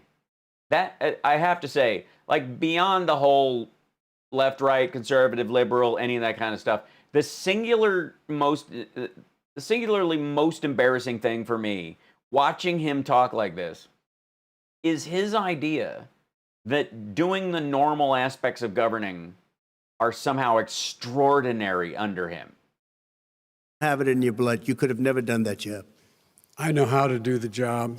I know how to get the job Well, you didn't do very well in swine flu. H1N1, you were a disaster. Your own chief of staff said you were a disaster. 14,000 people died, not 200,000. There was A no very- economic recession. Sir, you made a Far there was less no lethal recession. disease, you made by a the way. point. Let him answer. And there was no one, we didn't shut down the economy. This is his economy he's shut down. The reason it's shut down is because, look, you folks at home, how many of you got up this morning and had an empty chair at the kitchen table because someone died of COVID? How many of you were in a situation where you lost your mom or dad and you couldn't even speak to them? You had a nurse holding a phone up so you could, in fact, say goodbye. You would have lost far more people. Far more people. You would have been And by the way, months late. your own, You were his months behind me, his Joe. own CDC director says we could lose as many as another 200,000 people between now and the end of the year. And he held up, he said, if we just wear a mask, we can save half those numbers. Just a mask. And by the way, in terms of the whole notion of a vaccine, we're for a vaccine, but I don't trust him at all, nor do you. I know you don't. Well, we trust. See how that cutaway worked? I don't trust him, nor do you. They cut away. Trump isn't even saying anything. As a scientist, you don't we trust Dr. Johnson? Biden is addressing this is Fox News. This is what I was talking Johnson, about. Pfizer. Okay, by the way, gentlemen, let me move on to questions about the future, because you both have touched on two of the questions I'm going to ask. Focusing on the future first, President Trump, you have repeatedly either contradicted or been at odds with some of your government's. That's because they're fools. Yeah. Trump confronts Biden, but no one can criticize Trump. Yeah, that's part of his issue. Tell Trump to stop or give it Biden extra time. That's what he's supposed. That's what Chris Wallace is supposed to do. But that's clearly not what happened. I mean, it was. I think most people will view this as kind of an overall train wreck. I want to go. I'm going to go hug Summer and talk to her about this. And I'll let you guys go. We'll talk about this more tomorrow. I feel like I should, depending on if there's a rally or something like that or an interview tomorrow that we'll use for the stream, I'll go through more of this piece by piece. Like we do it normally instead of just the watch along, if that's cool. I think it would make a good segment for the whole thing. My mom said racist groups are saying stand down and stand by as commands. She's not in one. Yeah. Yeah, stand down and stand by is it sounds exactly like what he's telling them to do. So, yeah. Ellen needs to go put a fifth or two away and hide out for a few days. I need a shower. Yeah, don't we? Fox and Trump have one thing in common: multiple sexual molestation accusations. Yeah, good night. And good night, Mo-Tang Clan. You guys, thank you so much for joining me tonight for this. We'll do all the next ones, and then we'll do the regular show as well. I will see you guys tomorrow at the 3 o'clock stream. And depending on what's available tomorrow, I might go through the rest of this piece by piece as well with my little, I'll truth fact check it alongside of that as its own separate video.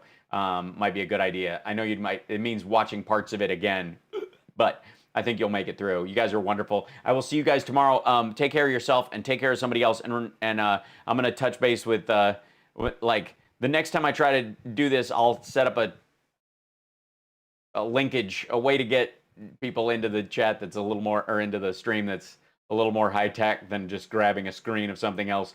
This is not a bad first attempt. Had to mess around with the audio a little bit. Get there. Thanks, Gonzo. I'm not stinky. Yes, we will have kittens. I will bring down one of the new kittens if they're comfortable enough. They're still not there yet.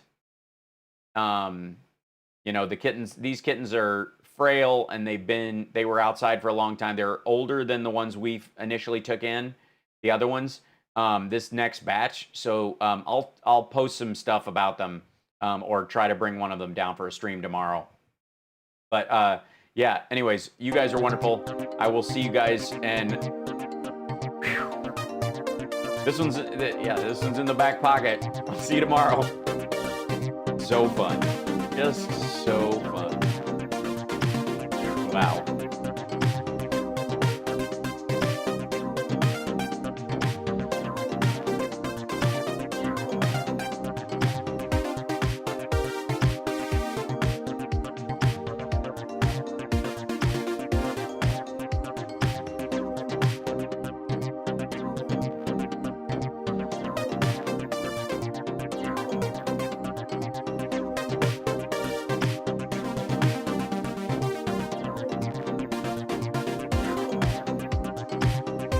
Federal. Far left ones. They throw cans of soup. Hypersonic. I don't read, obviously. Voila. Nonsense, the answer.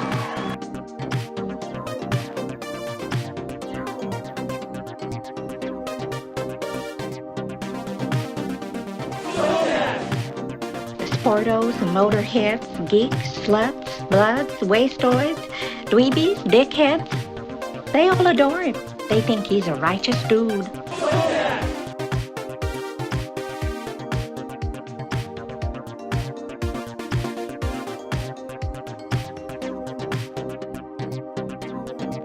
That's better than a brick because you can't throw a brick, it's too heavy.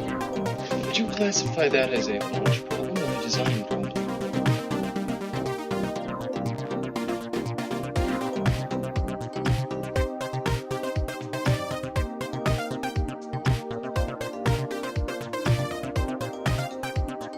Did you hear that? Yeah. It's a dickper. What's a dickper? To pee with.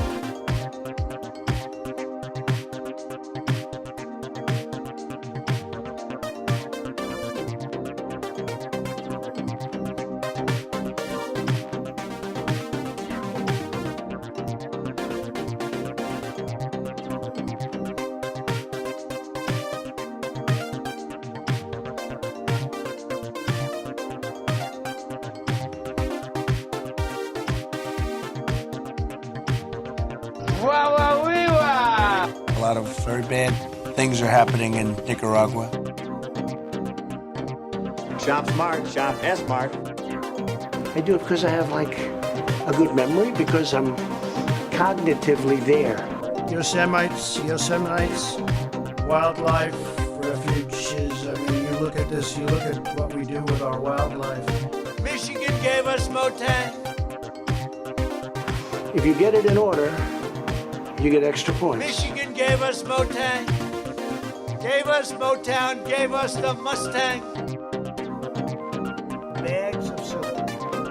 Soup for my family. We have that. It's as wide as it can be.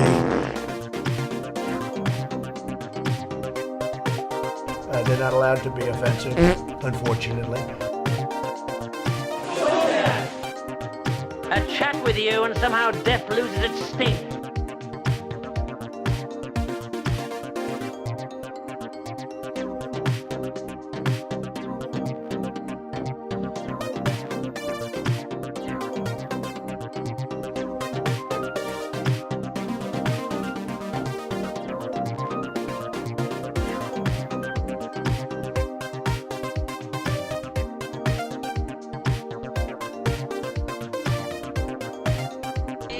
All right? Stop right there, and I'll bring back the sun. And you know, when you say per capita, there's many per capitas. It's like per capita relative to what?